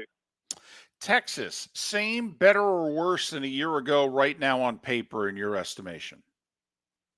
Well, everybody and their brother is picking Texas as one of the best teams in the SEC this year, and I think they have that potential, but let's also be careful. I mean, they are entering a new conference, and, there's going to be an adjustment. I mean, this is playing Baylor and Kansas every week. This is playing an SEC schedule. And while, yes, they did get a little bit of an easier draw than Oklahoma did, it still is the grind of an SEC schedule. And so, I've been telling people, go look at Steve Sarkisian's track record. I mean, his best season when he was the head coach at Washington was 8-4. His best season as head coach at USC was 9-4. And his best season at Texas prior to last year was 8-5. Yeah, he went 12-2 last year, but that to me is the outlier. To me, Sark is more of an 8-9 win coach. And, we fall in this trap every year. I remember Sam Ellinger and Tom Herman standing up there on the Sugar Bowl stage saying, we're back. Texas is back. And then, lo and behold, Texas wasn't back. And so now here we are again a few years later saying, oh, Texas is back. I don't know, man. I got to wait and see. And, they lost a ton to the draft. You lose Byron Murphy, Tavondre Sweat. You lose your entire receiving core. I know they've addressed a lot of needs through the transfer portal recruiting, but again, to me, it's put up or shut up for Texas fans. But man, their fans are feeling really cocky. I was in Austin a couple weeks ago when they did the welcome to the SEC ceremony, and they are walking in like their doesn't stink. So we'll see what Texas can do this year. That'll be interesting because that attitude will get them quickly hated in the conference. And we're of the philosophy that hate in college football is good. It's what drives the sports.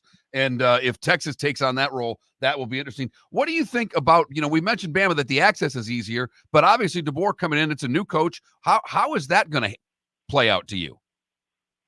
Well, it's interesting to me. I mean, the reality is he's not going to win at the clip Nick Saban is. And I think DeBoer's a good football coach, but most realistic programs, just take LSU and Auburn. These are teams that have won championships or played for championships in the last 20 years. To me, the realistic expectation is once every 3 years, you want to be competing for a national championship, at least in the national championship picture. Now, in the years in between, 10-2, 9-3 is kind of the expectation. And obviously things change with the 12-team playoff. A lot of people think a 10-2 season gets you into the playoffs. So I just think that's where Alabama fans' expectations need to be. But they still have high hopes of going 12-0, 11-1 every year and making the playoff and making a run for a championship. And I just think that's unrealistic to expect every single season with a coach not named Nick Saban. So, yeah, man, I keep telling people the minute Alabama loses a game this year, and it could happen as soon as, I think week 3 when they go to Wisconsin, Paul Feinbaum on Monday is going to be must-see TV because I think those fans are going to, be jumping off a bridge saying, oh, my God, this guy's a loser. Who did we hire? But that's just the reality of college football where we are now. It's hard to win at the rate that Nick Saban did. In fact, no one will win at the rate Nick Saban did, except maybe what Kirby Smart's building over at Georgia. Chris Gordy running the show, Sports Talk 790 in Houston. He hosts the Locked On SEC podcast. He is in Dallas. SEC Media Days getting underway within the hour. Follow Chris on X at Chris Gordy, Gordy. How much does A&M hate what is transpiring right now? Because, I mean, Chris, there are whispers. I mean, Greg Swaim put it out there over the weekend that A&M to the Big Ten. I mean, just how miserable are the Aggies? Well, I mean, I think the reality is when they see the paychecks coming in, I think, money heals all wounds. But, I mean, they hate it, man. I mean, they left the Big 12 to get out of Big Brother's shadow, because Texas was pushing their weight around and, obviously having the Longhorn Network and profiting off of their own programs and stuff, whereas the rest of the Big 12 was going, wait, we don't get any of that money? When you come to the SEC, you got to be a team player. And so, I think A&M, if they had their qualms, they would have said, we don't want to have Texas in this conference. But I think at the end of the day, the payday is way too big. But no, man, I mean, look at what just happened a week ago with Texas stealing A&M's baseball coach after they go to a national championship. I think it's that rivalry runs deep, and look at both of their fight songs. I mean, they literally say A&M song, saw varsity's horns off, and it's literally about Texas. And then Texas fight, it's goodbye to A&M. I mean, they literally in their songs are still about the other schools, and so I think A&M is. They're really we got out of Big Brother's shadow and now they're following us over to this conference. I think a lot of A&M fans are upset, but that's why I keep saying I've got a lock for this season, guys. I think A&M is going to beat Texas in that final game of the season in College Station. They're going to treat that game like it's their Super Bowl. I don't care how many wins A&M has going in that game. If they have 5 wins, 6 wins, 7 wins, whatever it is, they're going to put everything they have into beating Texas that final week of the season. And, we saw it 2 years ago. They did the same thing. When they had 4 wins on the season, they treated that LSU game like it was their Super Bowl and got everybody healthy and beat LSU in College Station that year.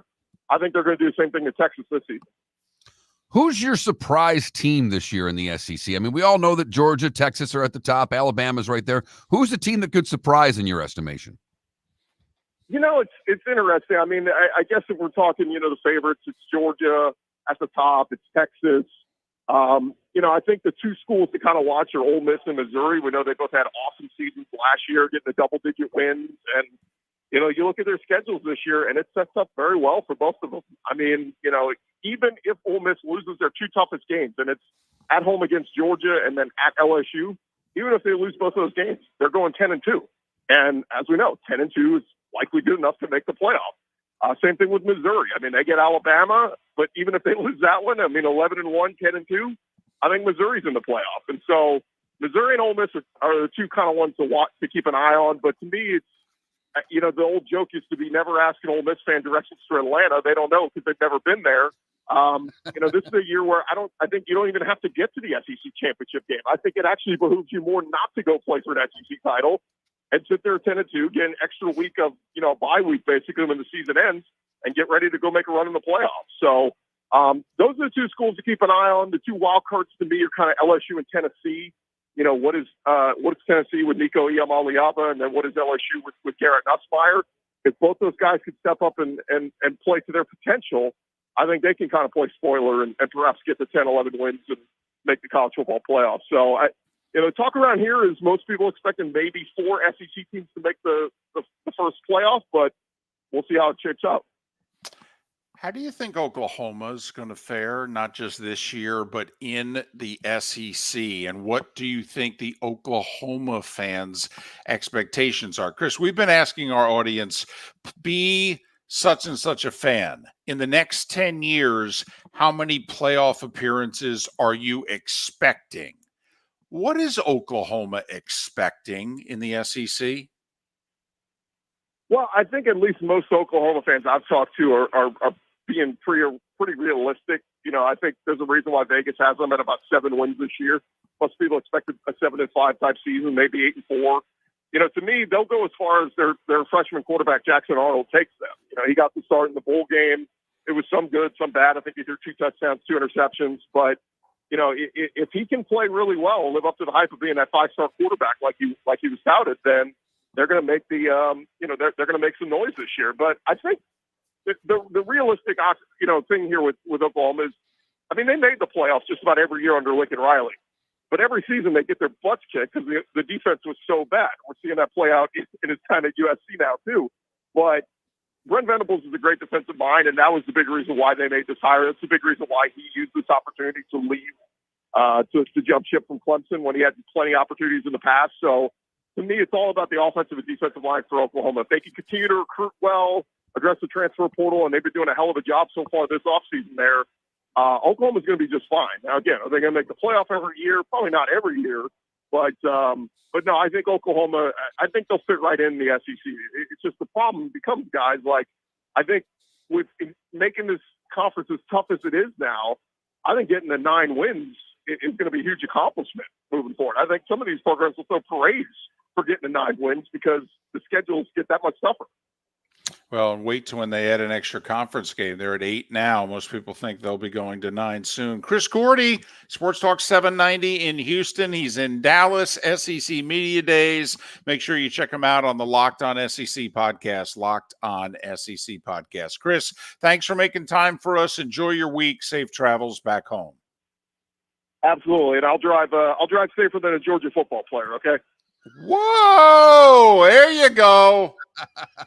Coming off the top rope. He hasn't even started working SEC Media Days, and he's already coming off the top rope. Good for Chris.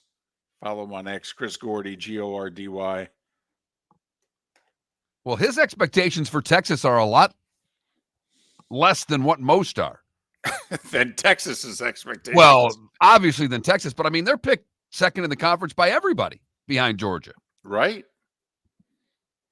Yeah. He thinks they'll be hard pressed to make the playoff. And he thinks they're losing to A&M. Write it down. Book it. That could keep him out of an SEC title game. That could keep him out of the playoff if he's right. Miller and Moulton. Mark Miller for Molly Maid. Why Molly Maid, you ask? Trust. Moulton was a customer for 15 years. Affordability. Didn't I just say Moulton was a customer for 15 years? Worry-free services. Our professional house cleaners are fully insured and a 24-hour warranty. Call Molly Maids today at 239-774-5839. That's 239-774-5839 or online at mollymaid.com/FTMYERS. That's mollymaid.com/FTMYERS. Visit Jason and Todd at the Diamond District.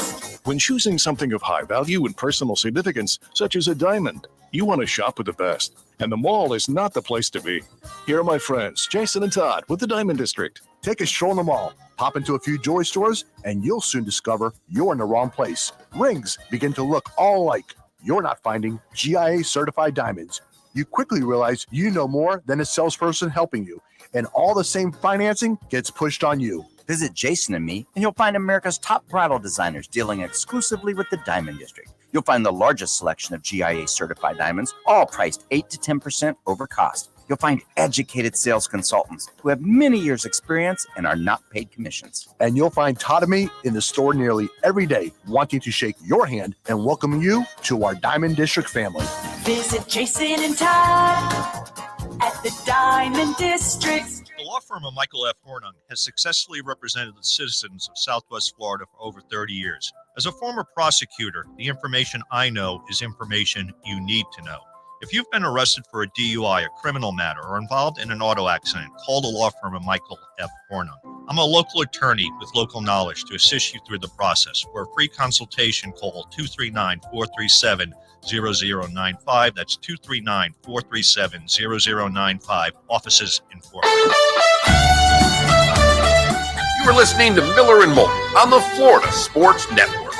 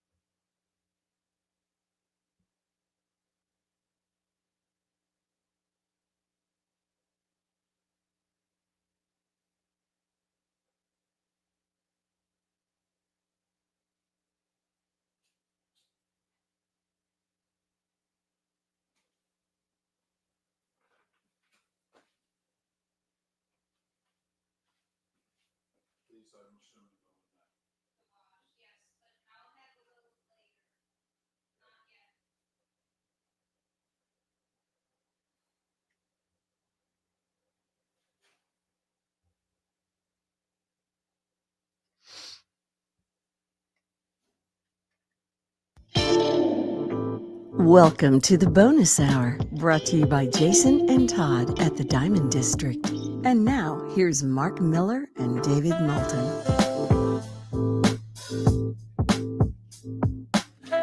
Miller and Moulton, millerandmoulton.com. That's where you can find any of the show that you may have missed.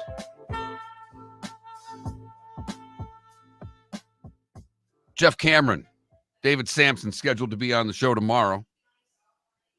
Poll questions up. And I think most of you are being, well, you know what? Maybe you are being honest. Maybe I am just selfish and greedy. Because the poll question is a simple one. Based on Jalen Brunson taking $112 less million than he could have when he signed his contract this year, as if he would have waited until next year, we simply just ask you, would you play for less money to help your team win?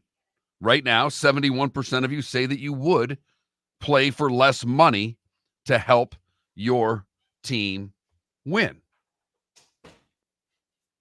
Go to that Mark Miller, the David Moulton, or Miller_Moulton on X if you would like to vote on today's poll question. Miss any of the show, go to millerandmoulton.com to download it. I'll have it up by about 10:30. Usually takes me about a half hour to get the show downloaded from a day. Talked a little SEC. We've talked a little Patriots. We've talked a little Pittsburgh Pirates today. That's something we don't do every day. Well, you know, Skeen's starting the All-Star game. I'm not knocking it. I'm just saying we've been doing this for 17, 18 years, David, and I don't know how many times we've talked to Pittsburgh Pirates. Maybe during that 3-year run 10 years ago, once. Mentioned them, yes. Twice. We've talked Steelers. Oh, yeah. Quite a few times. Yep, at Penguins.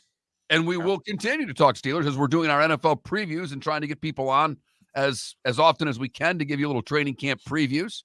So we will talk the Steelers at some point. Hell, just how many times we've had Dave Wanstead on. I think we've talked Pitt Panthers more than we talked Pittsburgh Pirates. Absolutely. But, yeah, listen, 9 teams in the National League 500 or above for 6 spots. I mean, don't you? Here's the other thing I don't understand. Like, if you're a team like, first off, you just saw last year an 84-win team went to the World Series. The Phillies the year before that were like an 86-win team. I mean, the 6 seeds have gone to the World Series here in the last couple of years. But also, Mark, if you're a team that doesn't normally compete, like you're the Royals right now, you just lost 2 out of 3 to the Red Sox, so you're 2 back of Boston for the final playoff spot. You're 2.5 behind the Twins. You're 3 in the loss column behind both. You got a plus 60 run differential. You're a good team. Don't you have to, we're not going to contend for the playoffs every year in Kansas City. Don't you feel like if you're running a team that doesn't contend year in, year out, and you've got a shot, don't you have to take it? And that's tough when we did talk Pirates and basically we're told, they don't know if they have any money. Right. Like apparently what the owner did was the owner publicly said that, hey, we've got, the resources where we can be active at the deadline, but privately said the exact opposite. And John Perrotto, who we had on the show a couple hours ago or an hour ago, he reported that. He goes, the front office is livid with the owner, feeling they've been set up by him because he's telling us we don't have a dime, and he's telling you guys, oh, yeah, we're fine. If we don't make moves, blame the front office. Don't blame me. By the way, so you're going to trade your closer, Aroldis Chapman? Listen, you can debate whether he's worth $10.5 million, but he blew a save against the Mets 2 weekends ago, but otherwise he's been pretty good. We're trying to make the playoffs here. Are you trading closers when you're trying to make the playoffs? I don't know. I mean, not every deal works. The Marlins went and got David Robertson last year, and he was lousy for them, and he was expensive and lousy. I mean, not every deal works. But if I'm the Pirates, I'm calling the Rays trying to get a bat from them. Yeah. I mean, that would be the first call I would make. And I know you don't want to trade with the Rays because you generally lose trades. But if I'm looking for a bat, I might be looking at Tampa right now because I think they're going to unload some bats. Well, we predicted, even though Tampa got to 500 over the weekend. By the way, Tampa's played 12 more home games than road games. Now, they're 500 both at home and on the road. Exactly. They're a 500 team. They're 500 at home, 27 and 27, and 500 on the road, 21 and 21. But they've played 54 home games and 42 road games. So not only when we had Steve Carney on last week and he said Rays have maybe the toughest schedule, in the second half of anybody, but not only that, Mark, they're going to play most of it, over 60% of it on the road. I mean, realistically, I know they're only 5.5 out of a playoff spot. Come on. They ain't going to the playoffs. I don't think so. Got a minus 63 run differential. I mean, come on. This team's their record in one-run games is like 18-8. Something ridiculous.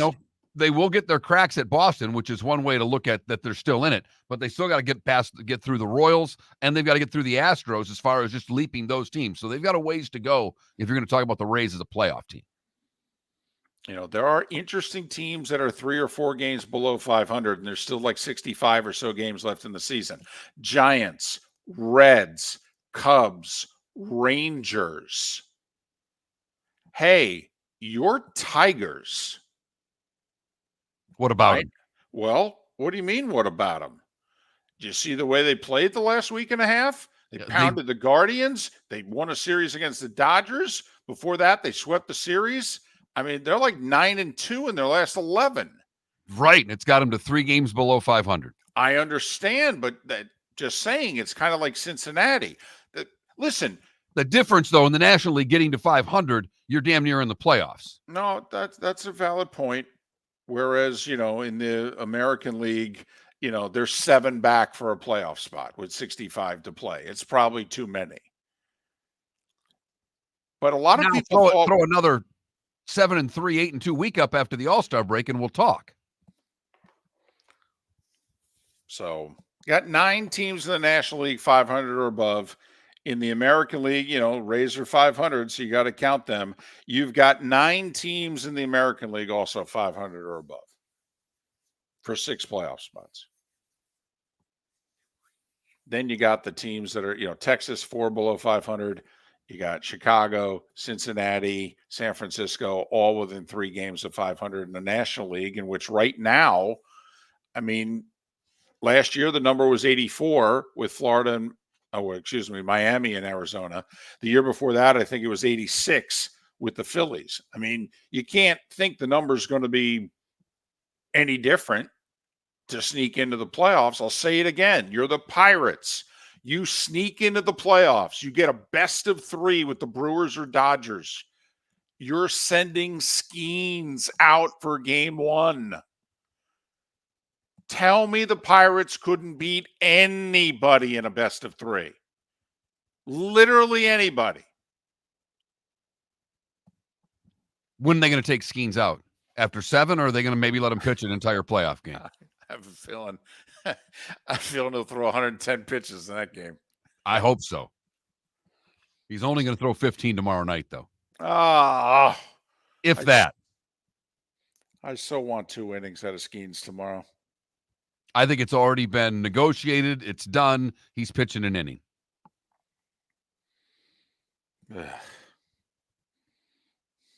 Better throw nothing but heat. Exactly. Better not see a changeup tomorrow, let me tell you. I don't care I don't care if the guy swings like a cartoon character at it. He's averaging 99 miles an hour on his fastball. I want to see nothing but triple digits tomorrow there, big fella. Show off that stash. Miller and Moulton. Visit Jason and Todd at the Diamond District. 20 years ago, Jason and I had the idea for a jewelry store like no other, with a vast selection of certified diamonds priced 8 to 12% over cost. A team of individuals who are educated, driven, and believe in cultivating relationships. Today, we have become one of the largest independent jewelry stores in the country. Todd and I love what we do and are in the store nearly every day, along with our GIA gemologists, master jewelers, custom designers, and non-commissioned diamond consultants, all of which we consider family. As direct diamond importers, we travel the world, forging relationships and sourcing diamonds. What we love most about our business is that we can call Southwest Florida our home. If selection, value, and comfort are important to you, give the Diamond District an opportunity. You won't find a better diamond buying experience. Todd and I look forward to shaking your hand and welcoming you to our Diamond District family. At the Diamond District. The law firm of Michael F. Hornung specializes in criminal defense, DUI, personal injury, nursing home claims, and auto accidents. I'm a former prosecutor with over 34 years of experience. The information I know is information you need to know. If you've been arrested for a DUI, time is of the essence to maintain your driving privileges. Call the law firm of Michael F. Hornung for a free consultation. At the law firm of Michael F. Hornung, we are committed to excellence in your representation. Being a local attorney with local knowledge is clutch to the success of your case. For over 30 years, we have successfully represented the citizens of Southwest Florida. For a free consultation, call 239-437-0095. That's 239-437-0095. Our offices are conveniently located in Fort Myers. Visit online at mfh-law.com. You are listening to Miller and Moulton on the Florida Sports Network.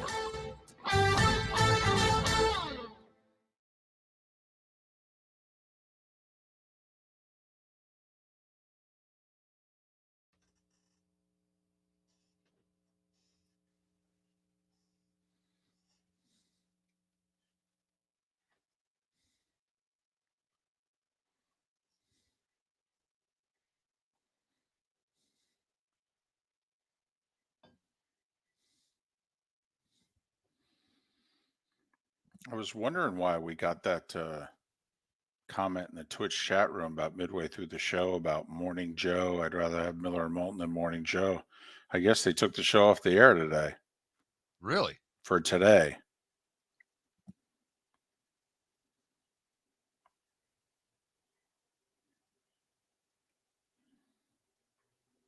So it'll be back from the convention tomorrow.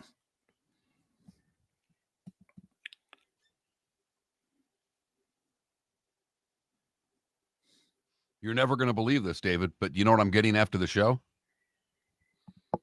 A haircut? Well, I need that, but no, my login. Whoa!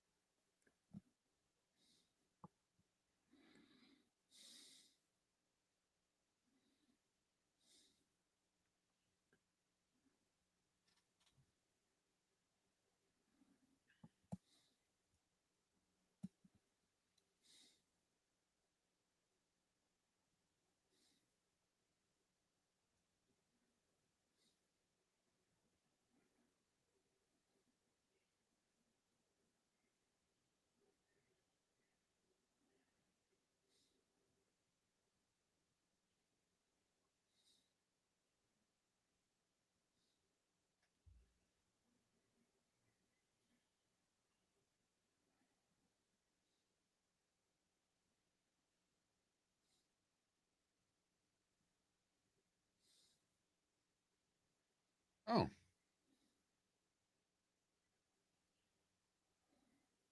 Well, that's good.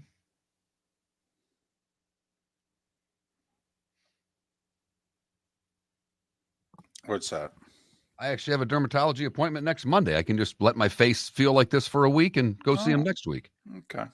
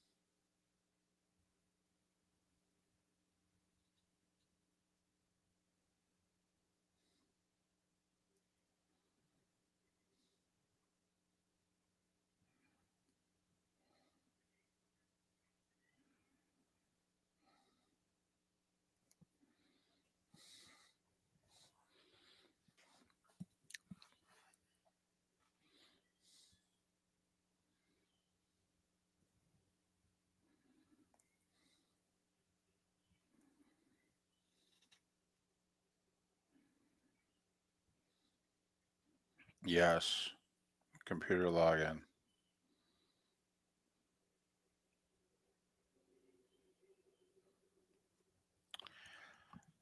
Yeah, I know. And we're trying to get stations all over the country to take us instead of that show, Spitz.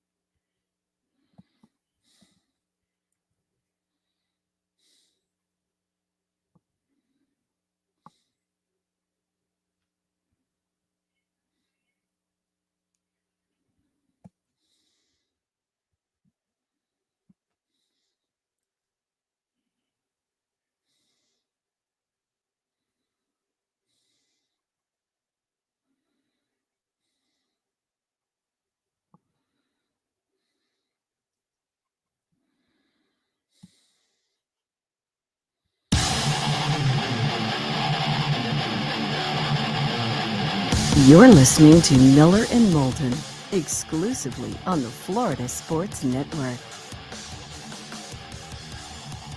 22 minutes till the top of the hour, 16 until we're done talking. David Sampson, along with Jeff Cameron, joining us on the show tomorrow. Seth Everett, Pat Kerwin, scheduled on Wednesday here on Miller and Moulton. So there. If for no other reason than to stop David from talking about Meghan and Harry, here's Mark Miller with Today Was the Day When. I didn't know if you had anything else there. I saw the pause and went for it. Yeah, no, go for it. David, today in 1876, we had baseball's official first no-hitter. George Bradley of the St. Louis Brown Stockings no-hits the Hartford Dark Blues to spit. Now you know. Okay. Chubby Checker releases The Twist today in 1960. CCR releases their debut album. CCR, well, I mean, they spelled it all out. Today in 68. Jack completes career Grand Slam number 3 today at St. Andrews, winning the British in 78. Die Hard was released today in 88, which officially makes it not a Christmas movie. I mean, if you think about it, you don't release a movie in July if it's a Christmas movie. Just saying. Wedding Crashers premiered today in 2005. Twitter launched today in 06. Gangnam Style was released in 2012. I know that was a biggie for you, David. Very big. And Messi signed with Miami a year ago today. Really? Just a year ago? Yeah. Alex Karras would have celebrated a birthday today. Linda Ronstadt, 78. Jesse Ventura, 73. Supermodel Kim Alexis is 64. Forrest Whitaker is 63. And Dame Lillard is 34 years old today. What did I miss, David? A few things. First off, for those of us that are into presidential history, it was called the Malaise speech, where Jimmy Carter, on this date in 79, basically said, you know, the United States is depressed economically and spiritually, and we need to snap out of it. I'm partly to blame, but you are too. Yeah, the tough love approach didn't work a little over a year later. On this day in 86, Columbia Records parted ways with Johnny Cash. That came back to bite him. Yes. He had a second, third, fourth, whatever you want to call it, act. Did pretty well. Thank you very much. But also, if you said it, I apologize. But Twitter/X is 18 today. You missed it. Okay. You said it. All right. No Sorry, problem. I was going through my list of the things to say. By the way, did I see this wrong? Did Elon over the weekend ask, should I change it back to Twitter? I thought he did. Huh. Maybe somebody else did and had Elon's name in it, but I thought I saw, because after the events of Saturday night, I spent a decent amount of time on X, which is probably dumb of me, but I was actually trying to get information, not editorial comments. But I thought that he asked, should I go back to Twitter? Yes. So, yes, you should. Just wondering. Here's a question, though. Has anybody dropped it because of the name change? No. Well, people have dropped it because of him, not the name change. Right. So, I don't know. Anyway, 18 years old. Happy, congratulations. You're graduating high school. You've heard folks elsewhere mock Florida is gonna Florida. Well, Mark Miller sees it differently. He calls it the good, the bad, and the ugly. What you got, Mark? For the good, we go to California, where another Guinness Book of World Records is trying to be set, but I like this one. Stockton, California is attempting to set a record for the largest water balloon fight ever. They are attempting to gather 10,000 people to throw over 200,000 water balloons at the event. If you lived in Stockton, would you go to throw water balloons, David? Water balloons are fun. I agree. Yeah. In case you were wondering, the largest water balloon fight record was set at the University of Kentucky in 2011 when 8,957 people threw water balloons at the University of Kentucky. For the bad, we go to New Hampshire, where's his name? There we go. New Hampshire State Police arrested Zachary Dion, 21-year-old, who was doing a $158 on his motorcycle. Driving in between cars, on the shoulder, doing all sorts of things on Route 107. Then he went to I-95 northbound, where he lost the trooper that he passed doing 144. They got the planes out for him. Oh, boy. Oh, yeah. And finally, we're able to arrest the 21-year-old who was again doing a $158 on a motorcycle. For the ugly, we go to Wyoming, where a car crashed into an acidic pond at Yellowstone National. The sport utility vehicle went off the road and into an inactive geyser. The passengers were able to get out of the 105-degree water on their own. Right. Yikes.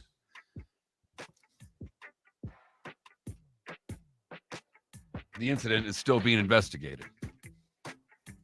Sounds pretty simple. Car went off the road and crashed. End of investigation.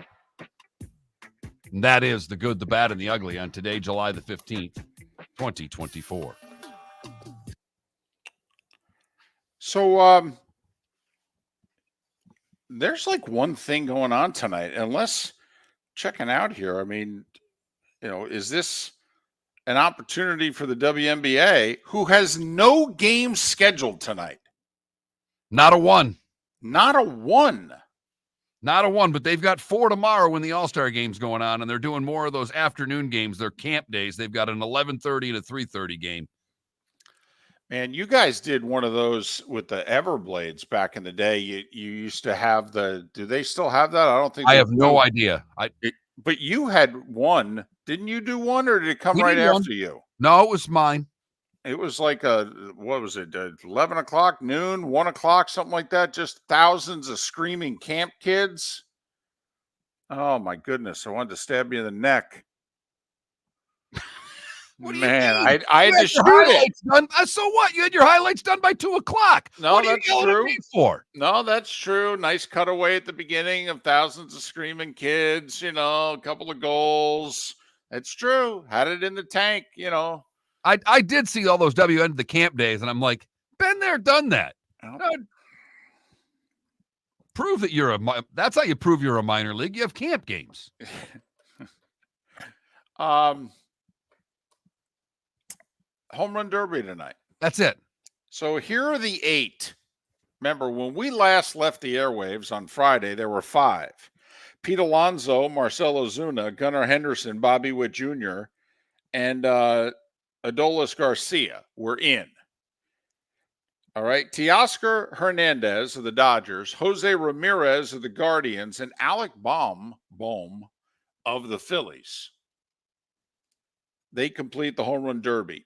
Alonso is the solid betting favorite. He's won it twice, and he finished like 3rd one other time. And this will be like his 5th time in it.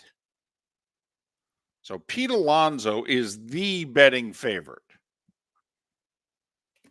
But Pete Alonso, Marcelo Zuna, Gunnar Henderson, Bobby Witt Jr., all right, Adolis Garcia, Teoscar Hernandez. Hell of a signing by the Dodgers.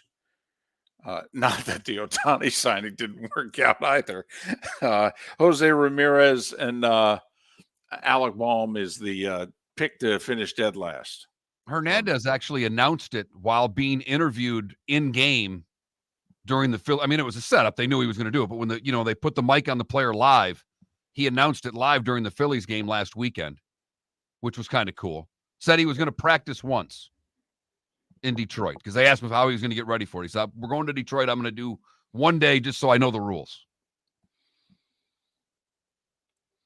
By the way, speaking of which, Tigers scored 5 in the 9th, 2 in the 10th to rally to beat the Dodgers in a game over the weekend. Don't win many games down 5 in the 9th. No. But so that's home run derby tonight, and that is it. There's no football. There's no WNBA. The Open Championship doesn't get underway till the early morning hours Thursday. There's no golf and a Monday playoff. I mean, there's nothing. Not a damn thing. And tomorrow, there's not much more. And then Wednesday, we'll be back to nothing. Boy, if you're, I don't know, you're WNBA or somebody, don't you have to take advantage of these 3 days somehow? Can't you strike a TV deal and get something done? Just a thought. Well, Caitlin Clark does play on Wednesday. Very quickly, speaking of Caitlin Clark, so they beat Minnesota yesterday, which is an upset. It was in Minnesota. B, the Lynx are better than the Fever. Lynx won that in-season Commissioner's Cup. The Lynx are a top 4 team in the league. And Indiana rallied from 8 down in the 4th and beat them. Okay. But before the game, the Minnesota coach is our U.S. Olympic coach. I think her name's Cheryl Reeve. And, Tarazi's hurt. And I guess Caitlin's been moved up pretty high on the alternate list. And so, morning shoot around, somebody asked her and said, "Hey," and she got snippy. She was like, "What are you asking me for?" "Yeah, I'm the Olympic team coach, but I'm coaching the Minnesota Lynx today. Okay. Why don't you talk to the U.S. Olympic Committee? Don't ask me that question." You're the coach of the Olympic team. You're the coach. Like, you're obviously going to have some input. In fact, they may just call and ask you. You're losing Tarazi potentially. Who would you want to replace her? I don't know. That seems like it. I mean, hello. Plus, not only that, what are you doing getting snippy? People are paying attention to you. Okay, you're getting million, 2 million people watching your games when before it was 400,000. You got 20,000 people in the stands when before it was 9. But it just lighten up. It just is Cheryl Reeve, John Rahm. Who's more miserable right now? John Rahm. Man. In case you missed it, John Rahm did not fight. Brooks Koepka showed up playing with Rahm and Sergio in the Live Golf, and we know you missed it because no one watches. And in Spain, by the way, the tournament was at Valderrama in Spain. On the same day that Spain's playing England for the Euro 24 finals, and Koepka shows up in an England jersey. It's funny. Sergio thought it was hysterical. Right. Sergio, not known for a sense of humor. John Rahm didn't like it. Come on, dude. Having some John fun. Rahm took 9 digits and hates his life.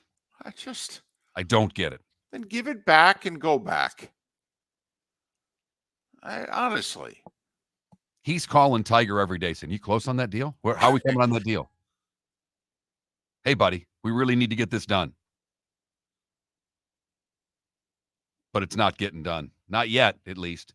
Tiger has said that's all he's working on when it comes to why he, too much to do with Piff, why he couldn't captain the Ryder Cup team. We'll see if anything happens there today or not today, but in the near future as that. But I know we had the internet drop there for a second, but seriously, Tiger has made no bones about it. If you have gone to LIV, you're dead to him. He doesn't return texts, calls, nothing.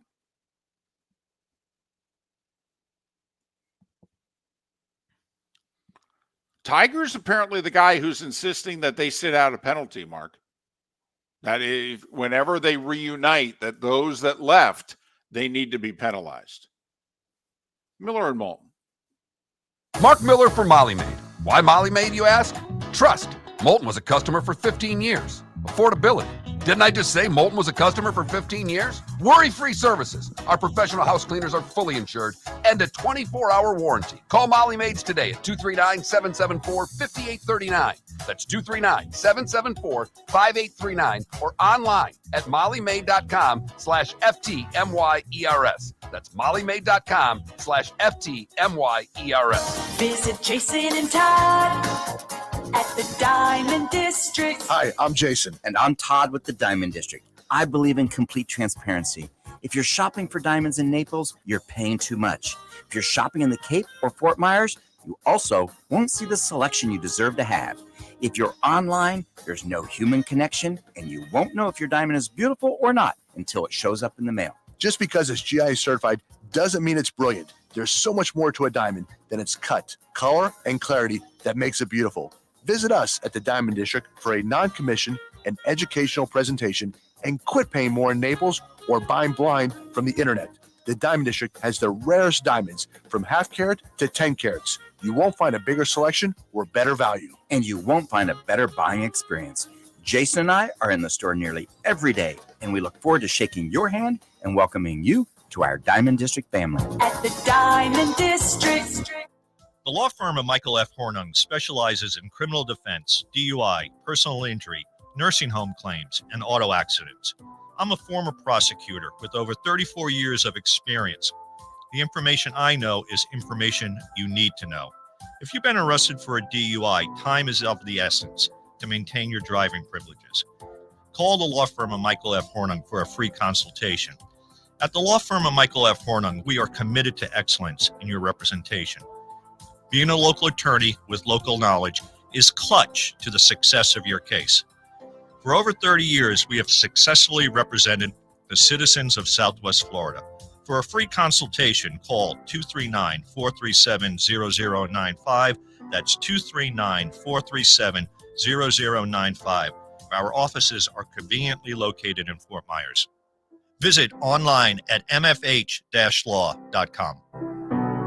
The waterways of Naples are a beauty to behold, and the Bayfront Inn has multiple ways for guests to enjoy the water and have some fun.